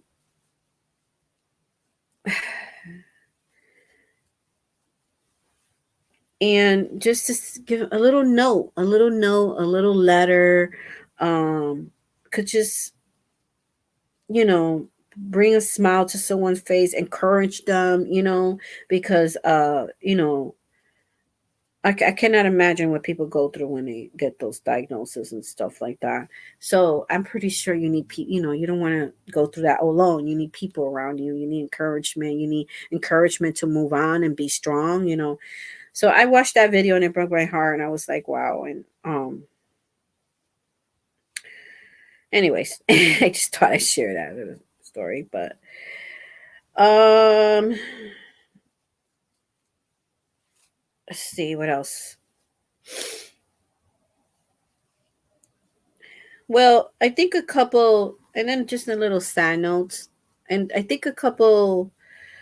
And then I'm not gonna take too long because I'm almost at the 2 hour, and I don't want to keep you guys here. But I think a couple videos back, I told you about some Amber Alerts, some children that were missing. So when I told you guys that, and I by the time I saw it in the news and I was praying, it was already according to what had happened. By that time we watched the news, and I asked you guys to pray for these little girls that were missing. Well, unfortunately, but it was too late because she was not with us anymore. So Audrey Cunningham, she's been all over the news. Audrey Cunningham is an 11-year-old little girl, and they just this past Tuesday, I believe it was, that now my yarn is doing this. Ah, great. So this past Tuesday, I saw it in the news, the bad news, and so but the good thing is they got the perpetrator. They have the suspect, and sometimes it's hard to talk about these things here because people might take things wrong or anything like that. But this is my thing with this case, is like this girl really didn't have a chance. We have to be very careful. We have to be very careful the people we let in our lives. Um and especially when you have children, you have to be careful the people you have around your children, around your family, you know. And this was a case of a case of a person she knew. And it's so sad. You have to be careful as a parent who you let in your house.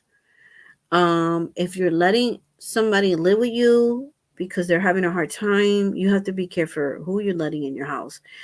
And or if you have property and they're sleeping in the back shed or whatever, and you have children, you have to be careful who you bring around your children, because that's what this case was about. And I don't you could go look at the case and you'll see what I'm talking about. So it's here on YouTube. But my advice is, I saw this case and it made me angry. I feel for the parents. You shouldn't be burying your children. But in this case, these parents made a lot of mistakes. Okay. So, one, why are you letting your children's, I don't know, my daughter, when she, till she was 12, she went to high school. I make sure that, because I could see her before I go to work, I have time to make sure that she's okay at the bus stop. Okay. When you go to middle school or high school, especially in the winter, depends on the bus they're taking, especially when they're going to high school, it's still a little dark. It's called, when right before the sunrise, it's called blue sky, blue something, blue moon, means the sun is going to rise soon, but so the sky looks a little bit blue, midnight, it looks like a navy blue, right?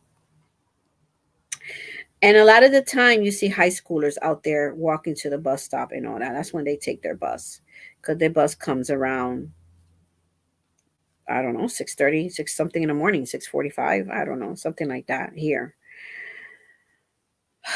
This little girl had to walk. She had to be at bus stop at 7 in the morning, 11 years old. And she had to walk, I thought they said a half a mile or a mile from her house. Okay.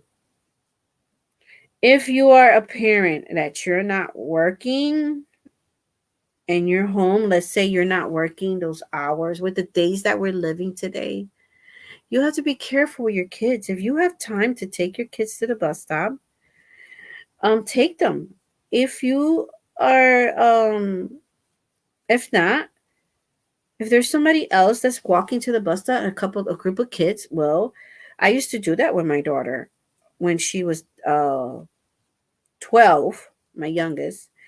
I lived at a dead end street, and thank God there was kids around. Or kids are, you're lucky if you have children around the same age as your kid. And their bus stop, my daughter's bus stop was, we live on top of a hill. I couldn't see her because it's down the hill. Then she had to take a left. Then she got to go down another hill. And then in the bottom of that hill in a busy street, that's where her bus stop was. So there's no way I could have seen her. So she never wanted me to take her to the bus stop. I said, Maya, I don't have to walk with you. I'll just walk behind you just to make sure that you're safe, whatever. But I was lucky that 4 other kids took the same bus, and they live across the street from us. And so they would come to the house and they knock on the door and they would pick her up. So you could set something up like that with your children, But anyways, in this case, she knew the person because the person was her father's friend.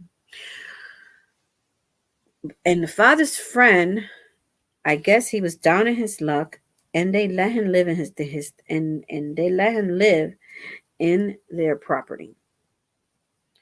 So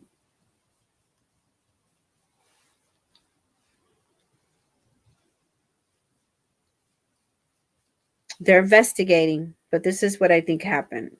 I think the mother probably went back to sleep or whatever, told her to go to the bus stop, whatever, because she didn't see anything. So I'm thinking he already knows the time. They watch children. They watch them to see if they walk alone, how often, what time they be at the bus stop, what time they're leaving their homes. It's sad. It is true.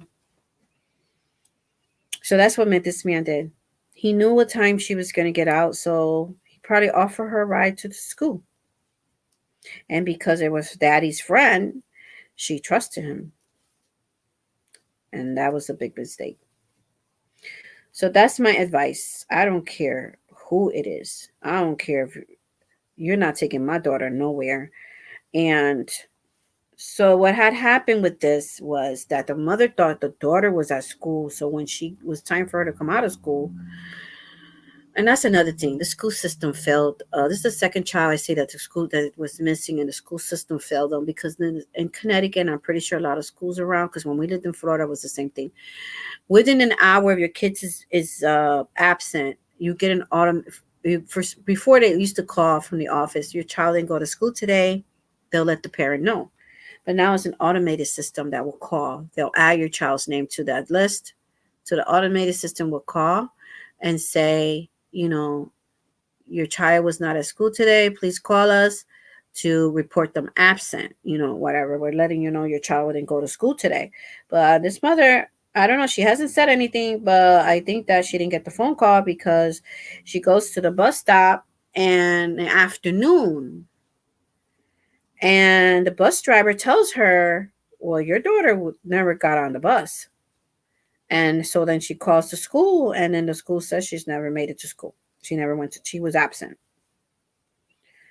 So this man had such a head start, like, but he was so cocky that he never even left town. He stood there. Um, had a head start, but it's this little girl,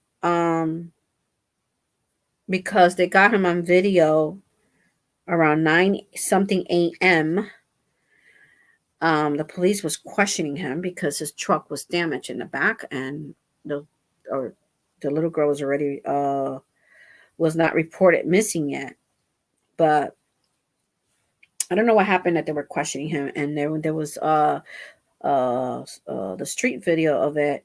So they show this, and then he was calm and collected, and like nothing really happened. He went to the store, filled up his car with gas, went to the store to get a donut after all this. But while he was doing all this, he already had did the deed.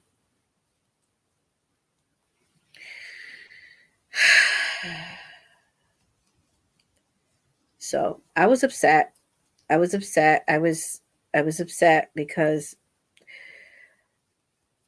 it's such a beautiful young girl who had her whole life ahead of her. Little blonde, little Caucasian girl, blonde hair, real beautiful. She had the very beautiful smile, and everybody cannot say nothing bad about her. She was. That's what I'm just saying. That you got to be careful who you bring around your kids. Your kids depend on us to protect them, and I know we're not going to always be around our children, but at the age 11, yeah, my daughters didn't go without me. And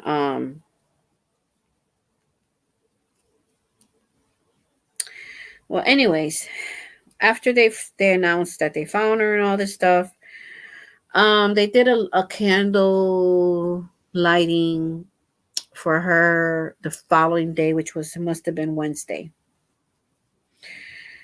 And let me tell you, it broke my heart. There was a lot of kids there her age, but there's this one girl that stood out to me. Everybody was sad, but there's this one little girl. She looked just like her age. If you look at her face, her mother's hugging her, and she's facing the people, and her mother's hugging her like this. The sadness, the brokenness in this girl's face really touched my heart. I wanted to cry. Because you not only see the sadness, you see the worriness. This little girl could be, first of all, she's brokenhearted because maybe it was her friend. But she's probably thinking, like, my gosh, this could happen to one of us. You could see it in her face. And she's like crying, and she turns around, look at her mother, and she's just like, it's just something about that little girl. Like, then all the other children that were there. You compare her to all the other children that were there, that age, they're a little innocent. The kids get sad, but they don't take it as parents, as adults. They were like 8-year-olds, 5-year-olds there, maybe some girls close to her age. But this one girl, because they had the camera, so you could see everybody that was there. But there's this one girl that she was distraught by it. She was just broken. And that broke my heart. Because when people do stuff like this, it affects children. It affects other children. And it's I'm just I just don't understand. But anyways, I want to share that with you guys because I had told you in my last live that to pray for her and keep her in your prayers. And I was just hoping for a different outcome and to keep her in your prayers. And yeah. So let's keep children in our prayer, you know. And, you know, little young, pretty girls are always, unfortunately, being pretty and sometimes is a curse because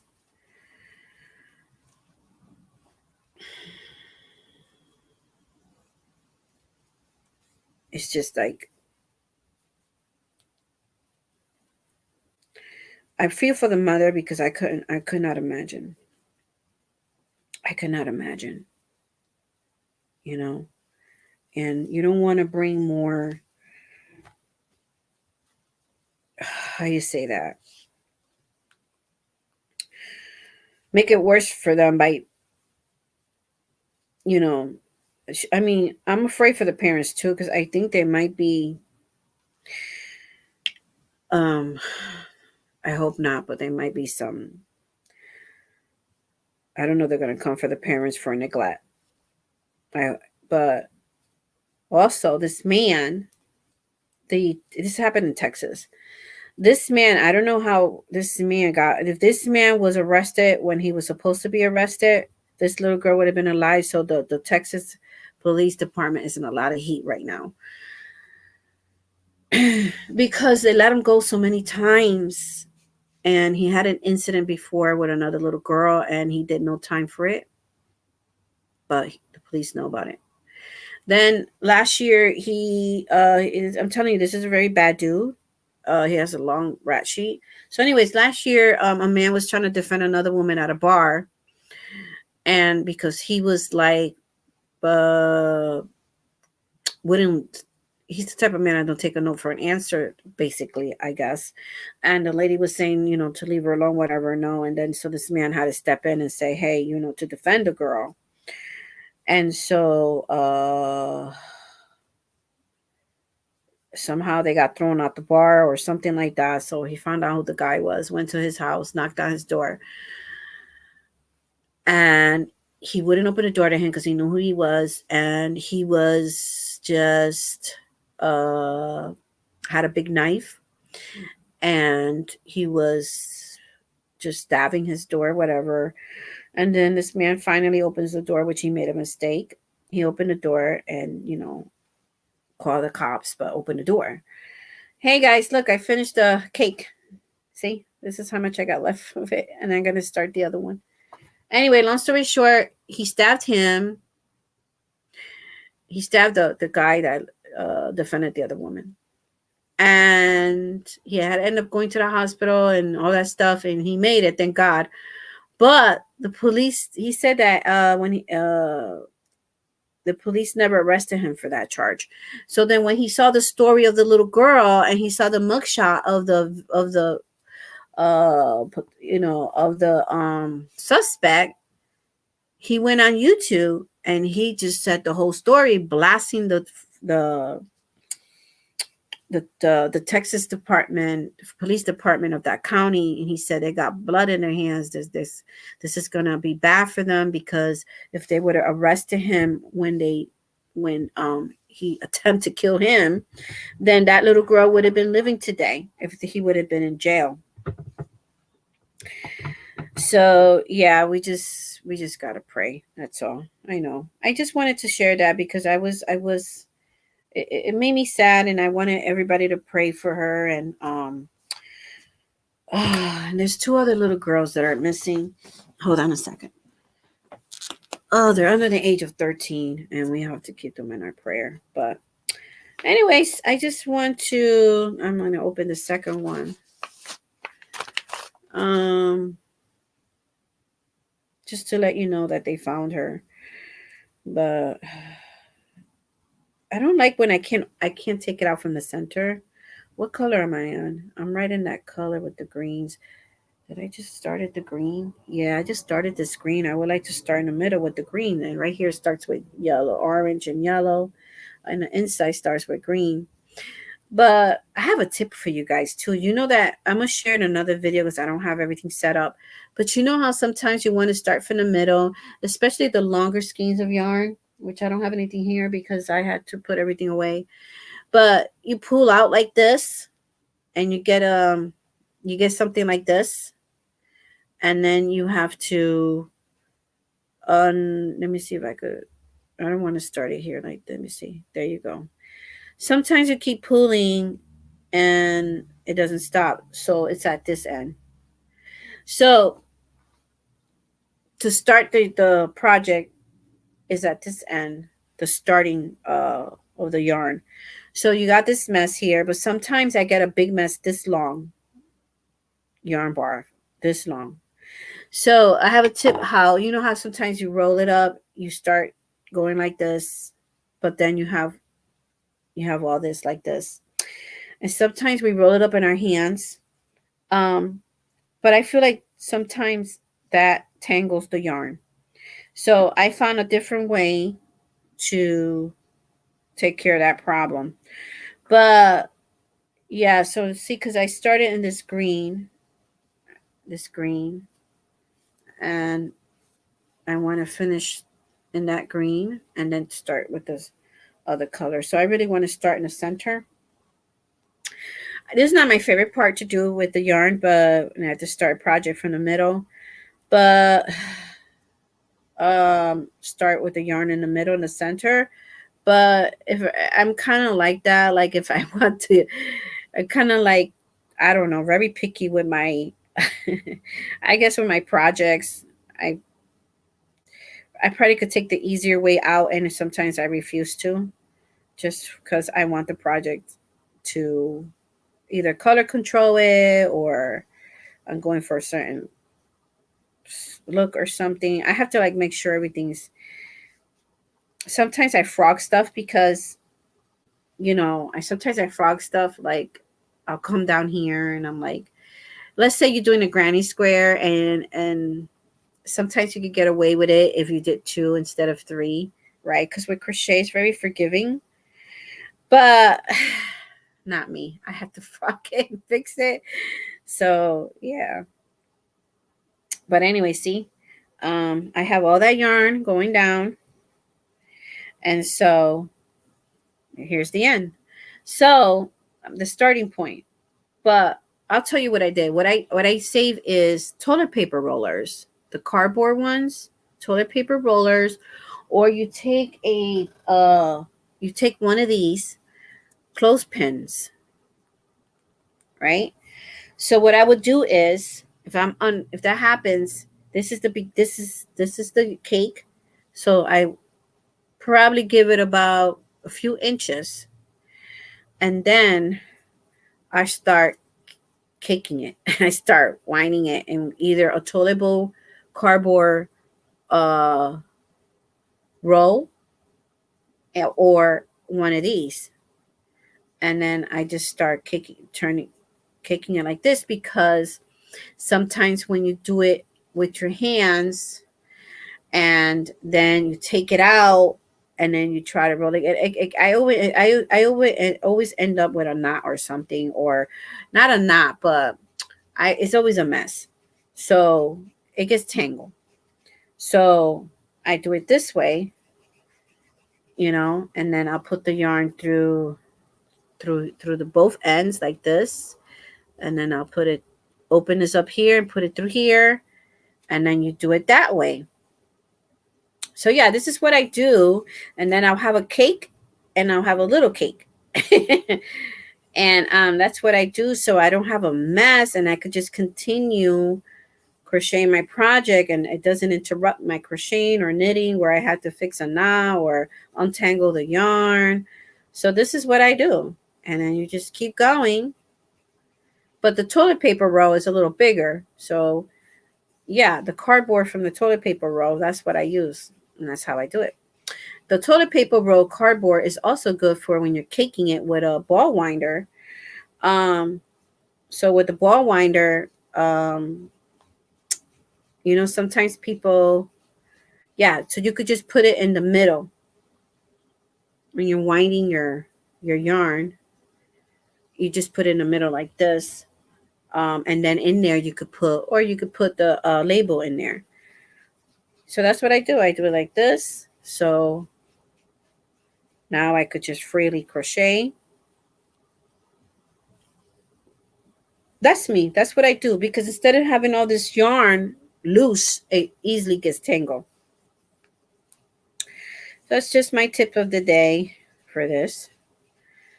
But it works good. So you just keep going one way, then you turn it around, do it the other way until you don't see the pin anymore. And you just keep doing it. It's easier for me this way than doing it with my hands, because I just got to hold the tip like this, see? Yeah. So sometimes when you do the hand, when you do it in your hand like this, and you go like this, and you go like this, and you keep doing it for a while, you keep going, then you have to pull it out. Sometimes it breaks apart. So this keeps it all in here, and I don't have to worry about tangling it. Yeah, so that's what I do. Anyways, and I'm done. Here it goes. Here goes my starting right here. See how fast that was? And there's that. So I put that to the side. I give myself some enough yarn to start with. And now also everything's organized, and there we go. Very easy, very fast to start to do. Now I'm starting from the middle of that cake. So where did I leave off? Over here.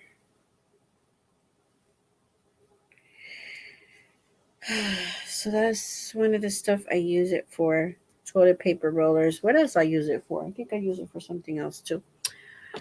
And then that way you recycle your toilet paper rollers, and you don't have to, they don't have to be in the landfill.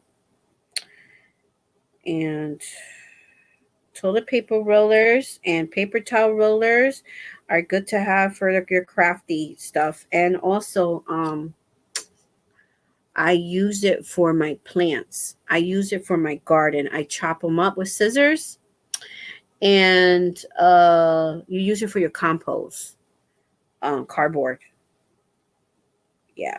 So if you're a gardener and you want to start your organic fertilizing, um, along with your other scraps that you use for the compost, you add the cardboards to it. All right, so let me see. 1, 2. I started in this corner. Yeah. Anyways, let's see. 1, 2, 3. Guys, I wanted to go to New York for my birthday. I wanted to go to New York for my birthdays in May. I'm trying to lose weight. I haven't been to New York City, although I live about an hour. How far I live from New York? Almost an hour from New York. I used to live closer to New York when I lived more south, but I live about an hour from New York. And there's two ways I could get to New York. I could get through this, through here, up north more, and you take Route 84, or I could go to I-95 and go to New York the other way, this other way, opposite way, down south. So I wanted to go to New York because I haven't been to New York in a long time. And then there's this fabric store there that I want to go to. And then I want to go to this a yarn store, okay? But I wanted to go to New York for my birthday. And then I saw this stuff on the news, what's going on in New York, and I'm like, what happened in Times Square? And I'm not going to New York, guys. Nope, not until they get this all situated with the migrants. There's a lot of crime of going on with the migrants, and I don't know why they call them migrants. They're not migrants. They're illegal immigrants. But anyways, be careful when you go to New York. Okay, if you're going to New York, be very careful. Keep your eyes open. There's a lot of crime going on, high crime in New York City, Manhattan, Times Square. Um, this is another case about disciplining your children. Okay, so anyways, this 15-year-old boy. Well, before I go to his story, the reason I'm not going to New York is not because the 15-year-old boy. The reason I'm not going to New York is because they have a gang that came from Venezuela. They crossed the border. And I don't know. At first I was wondering how the heck did they were ever to get the purchase the scooters or dirt bikes, whatever they're using. You see, in these foreign countries, they do that. This is the type of crime they do over there, where they get on dirt bikes or scooters, motorcycles, whatever. And there's two people, right? And two people in the motorcycle, right? The driver and the passenger. So the driver drives, and the passenger grabs. So you have to be careful, because there was a lady who was dragged because she was just walking with her purse. So don't carry a purse out in the open when you go to New York. Okay? Get a little wallet and put it in your pocket. Okay? Because so they're in the mopeds and stuff like that. You probably saw in the news. And so I see this poor lady they're dragging. They don't even stop. And she didn't know, right? She should have let go of that purse. They dragged her. They grabbed. So they go next to the person because it's a dirt bike and it's a motorcycle. They get as close as you can to the person, and they snatch the purse. And the guy just speeds off. And that's what's been going on in New York City. And it's not all of them that are bad guys, but there's a group of them that, and it's young men, okay, that are doing this. And I am not going to New York because something happened in Times Square.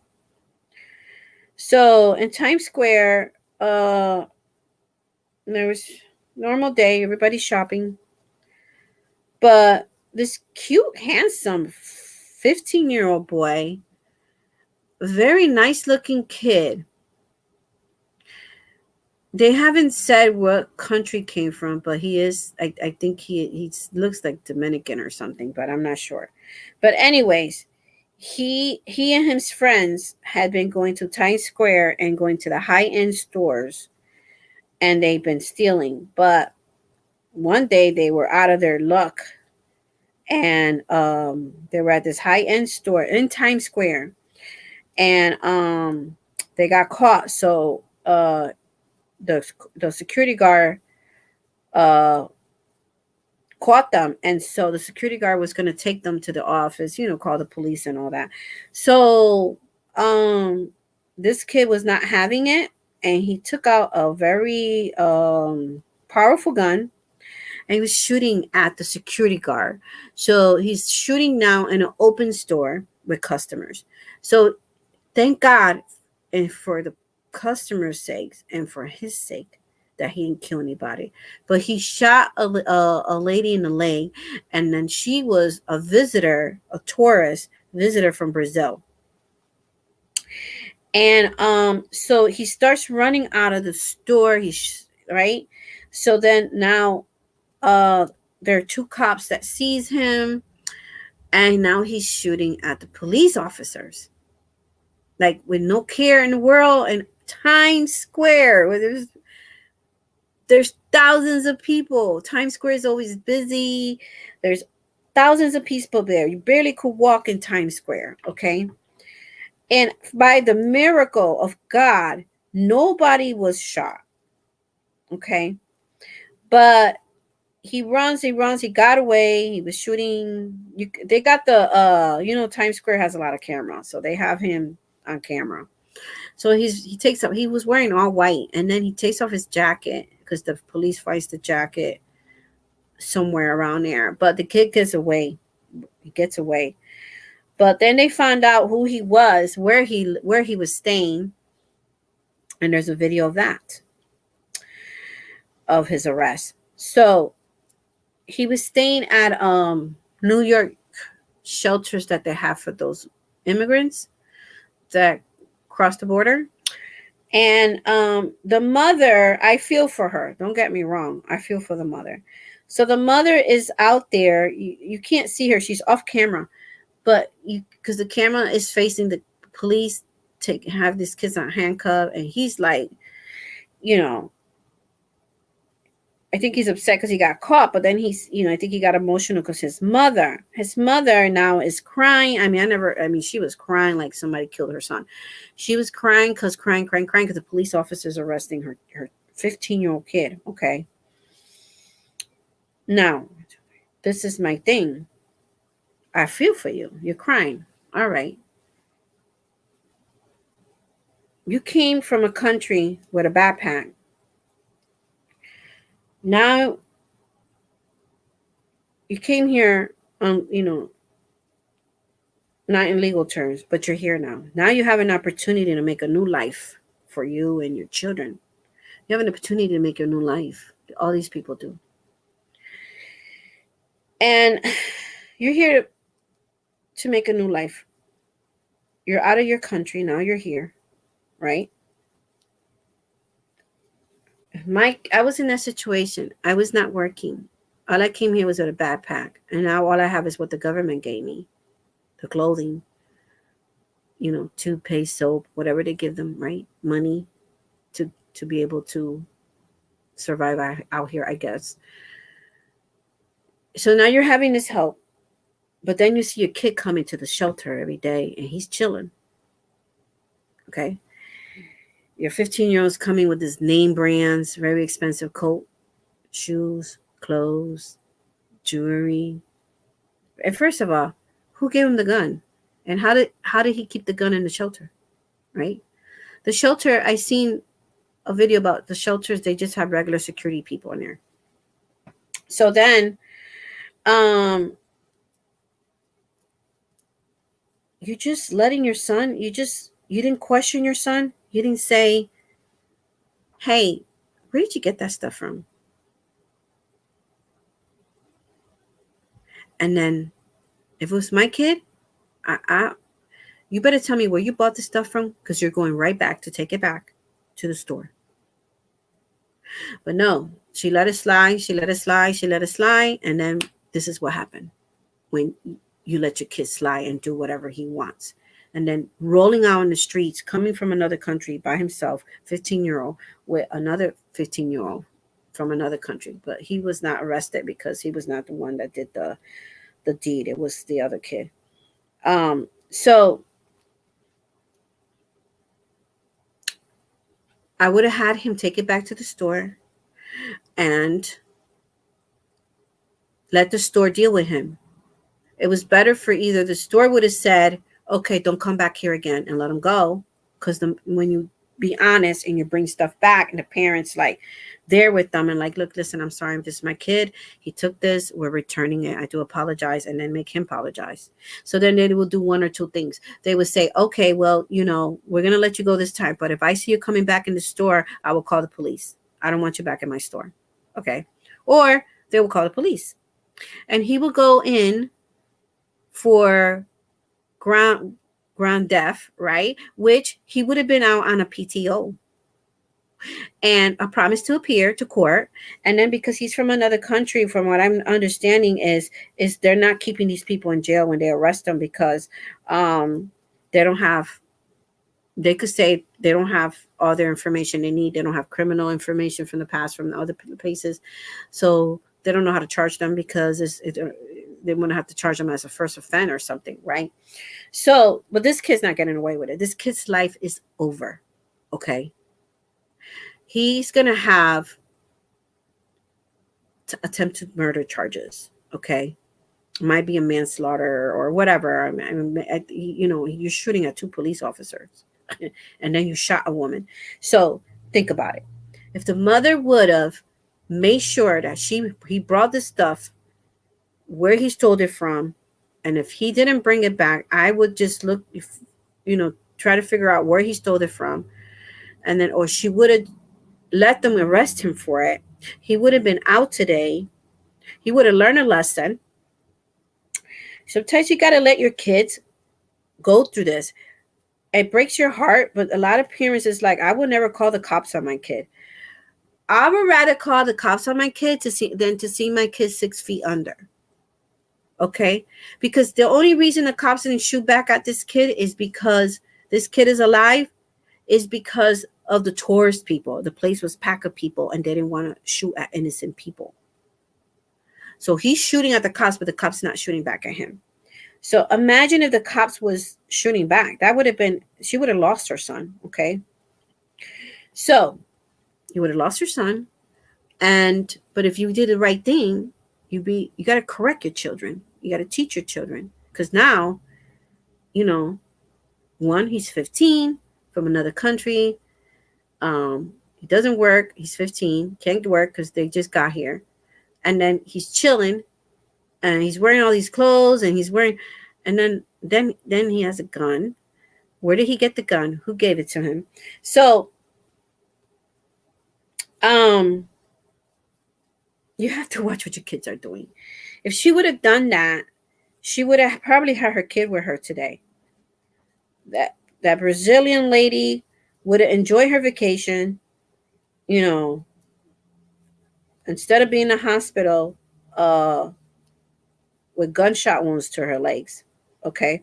Now your kid came here for freedom, whatever reason they came here for, to start a new life, and now his new home is going to be in jail.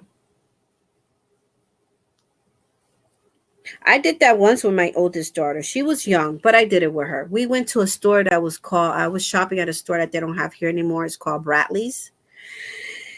And man, I love that store. I miss Bradley's and I miss Kmart. I miss all those stores. But I don't know if you guys remember the stores. You can put in the comments below. But anyways, I'm going to say this story and then I'm going to get off because it's 2 hours and 27 minutes. But I'm still working on my blanket. So anyways, when you check out, they have the candy area and all the stuff there when you're checking out, right? By the registers. So we start walking to the car and she comes out with this bubble gum. I'm like, I didn't pay for that. Where did you get that from? And she's like, I got it over there at the store. You were paying for the groceries. I said, you did what? I said, why didn't you give it to me? I had to pay for it. And she was like, sorry. And I'm like, no, sorry. So we put the groceries back in the car. I grabbed her arm. We walked back in the store. I said, you're returning this right back. I went right to the girl that checked me out. I said, listen, I'm sorry. My daughter stole this bubble gum and we're returning it. She was so embarrassed and she said sorry. And, she felt really bad. And you have to do that. You have to do that to teach your children because if not, they're going to think it's okay. If I would have let her got away with it and say, oh, it's okay. It's just a bubble gum. And go home and let her enjoy her bubble gum, her free bubble gum that, maybe at 5 years old, they don't know they're stealing. I don't know. But I sure want to teach her that you don't do that. Whatever's in the store is not yours until you pay for it. So, if you let them take it home and they, in their mind, they're going to be like, man, this was easy. And I get to have my bubble gum for free. Oh, I'm going to do that again. And that's what and now you're letting a thief. So yeah, we got to teach our children. But anyways, that's why I'm not going to New York, because there's so much going on in New York right now. There's a lot of stuff going on in New York, and I'm not going to New York. I want to go to New York, but I bet you a lot of tourist people are thinking like me. And I don't know. I'm not going to deal with that in New York. And if I do go, it would probably would be with a few people, because um you know, and I used to love to go to New York shopping and be freely shopping, enjoying New York. And now I don't want to go over there. Um, I don't want to go over there looking behind my back, looking everywhere. Like, oh, I gotta watch myself. So I'll tell you what happened with how these people are getting motorcycles and stuff, and then I'm gonna get off. So what happened was, it's in the news. So what happened was these migrants, whatever you want to call them, they're living in a shelter in New York. So now another criminal, and he's American, right? So they take advantage of children. This is why you have to watch your kids. So they get the teenagers, the young ones, and they get and I don't know if their parents were living with them, but they offer them, hey, you live in a shelter? Hey, listen, I got a job for you. I'll give you a nice place to stay. You have an apartment. It's better than a shelter. And I'll give you a job. I'm going to get you a moped and a motorcycle, whatever, or one of those scooters. This is what you got to do. So I get a cut, you get a cut, whatever you steal, whatever, then, I get whatever they're saying, 50, 50, 50, 50, 40, 60, whatever, right? But that's what happened. That's what happened. They took that offer. And so, because I was wondering how, because there's a video that shows them mugging some lady for her purse. And, New York streets full of cameras. So I was like, how are they getting man, these people just came from another country. I can't even afford a car. I can't even afford a scooter. How are they getting it? And then boom, a few days later, the police was investigated, and that's how they're getting it. Somebody else got it for them. Very crazy, right? So there's an opportunist here that they see an opportunity, somebody who's down in the luck and living in a shelter or whatever, or and they want to make a quick buck. There you go. That's what happened with these people that are doing that in New York City. Incredible, right? Incredible. But it's also sad. And another thing is that you don't ask your kid, like, what did you have to do for us to get this apartment, or how did you get the scooter? I mean, come on, people. Like, I know that you're desperate, but I'm not that desperate.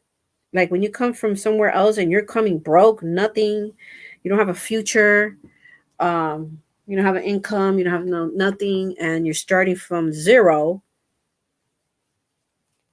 and you think that would be a good idea because you need the money. Why would you travel all the way, all those other countries you're passing to get here, spend tens of thousands of dollars per family to be smugged across, and going through maybe hunger and thirst, and putting your children, little children, through this? You go through all that you're here, and then you don't obey the law of this country. And now your children, who was free at your country, now he's in jail here. And this is what they do over there. This is what they do over there. They get on those mopeds and they start robbing people. They're doing what they did in their country, they're doing it here. And so you have to be careful. And again, let me emphasize, it's not all of them. It's just a group of them. So be careful when you go to New York. Keep your eyes open and don't go with jewelry. Don't go with don't be flashy. And don't go alone if you're going to go to New York. That's all I'm saying. All right, guys, I'm going to leave it here. I hope that you enjoyed this video. If you did, please give me a thumbs up and what you think about any of the topics I spoke about here in this video. Comment down below. And should I go to New York? Should I go to New York? Oh gosh, I don't want to end up in the news. But and pray for this country. Pray for this country. So please like, share, and subscribe. And it's, let me see. I'm going to wait one more minute. It has been nice being here. Thank you for everybody that showed up. Everybody that's watching behind the bushes. Thank you so much. I do appreciate you guys. I love you guys. I pray for everybody, whether you like me or not. I pray for everybody. I hope everybody likes me. I'm just kidding, but not everybody's going to like you. You're not going to get along with everybody, right? But I would like to think that different. But anyways, it's 3 a.m. 3 a.m. Eastern time. It is Sunday. So thank you so much for being here, guys. I'm not going to bed. I'm going to continue. I'm so awake. I think I'm going to be awake until the sun goes up with the birds. So I'm going to keep crocheting on this, and I'm going to focus on this. I'm going to try to focus on each project. Give some love to each project, at least a couple of days, and then jump into the other one. But when I start my skirt, I don't want to stop that. I want to keep going, keep going, keep going. So this is what I have done throughout the live. I hope you do like any of my tips. Let me know in the comments down below if it was a good idea or not. But and if you live in New York, well, I'll keep you in my prayers. And if you live in Manhattan around there, I'll keep you in my prayers. But take care, everyone. Thank you. I do appreciate you and all my, new subscribers. Hey, welcome. And all those returning subscribers. I love you guys. I've been seeing my numbers go up. So thank you so much. I appreciate you. I'm going to have a giveaway pretty soon. I'm actually going to do it Monday because this month it's almost over. So I have to get it done. So because I haven't done it yet because I wanted to go store and get something, but we'll just wait and see. So anyway, I'll do the giveaway soon, and I'll see you in my next video or live, and I'll see you in these YouTube streets. Love each other, care for each other, pray for each other, and be a blessing to someone. And take care of yourself. Okay. God bless. Take care. Mwah. I'll see you guys in the next one. Bye for now.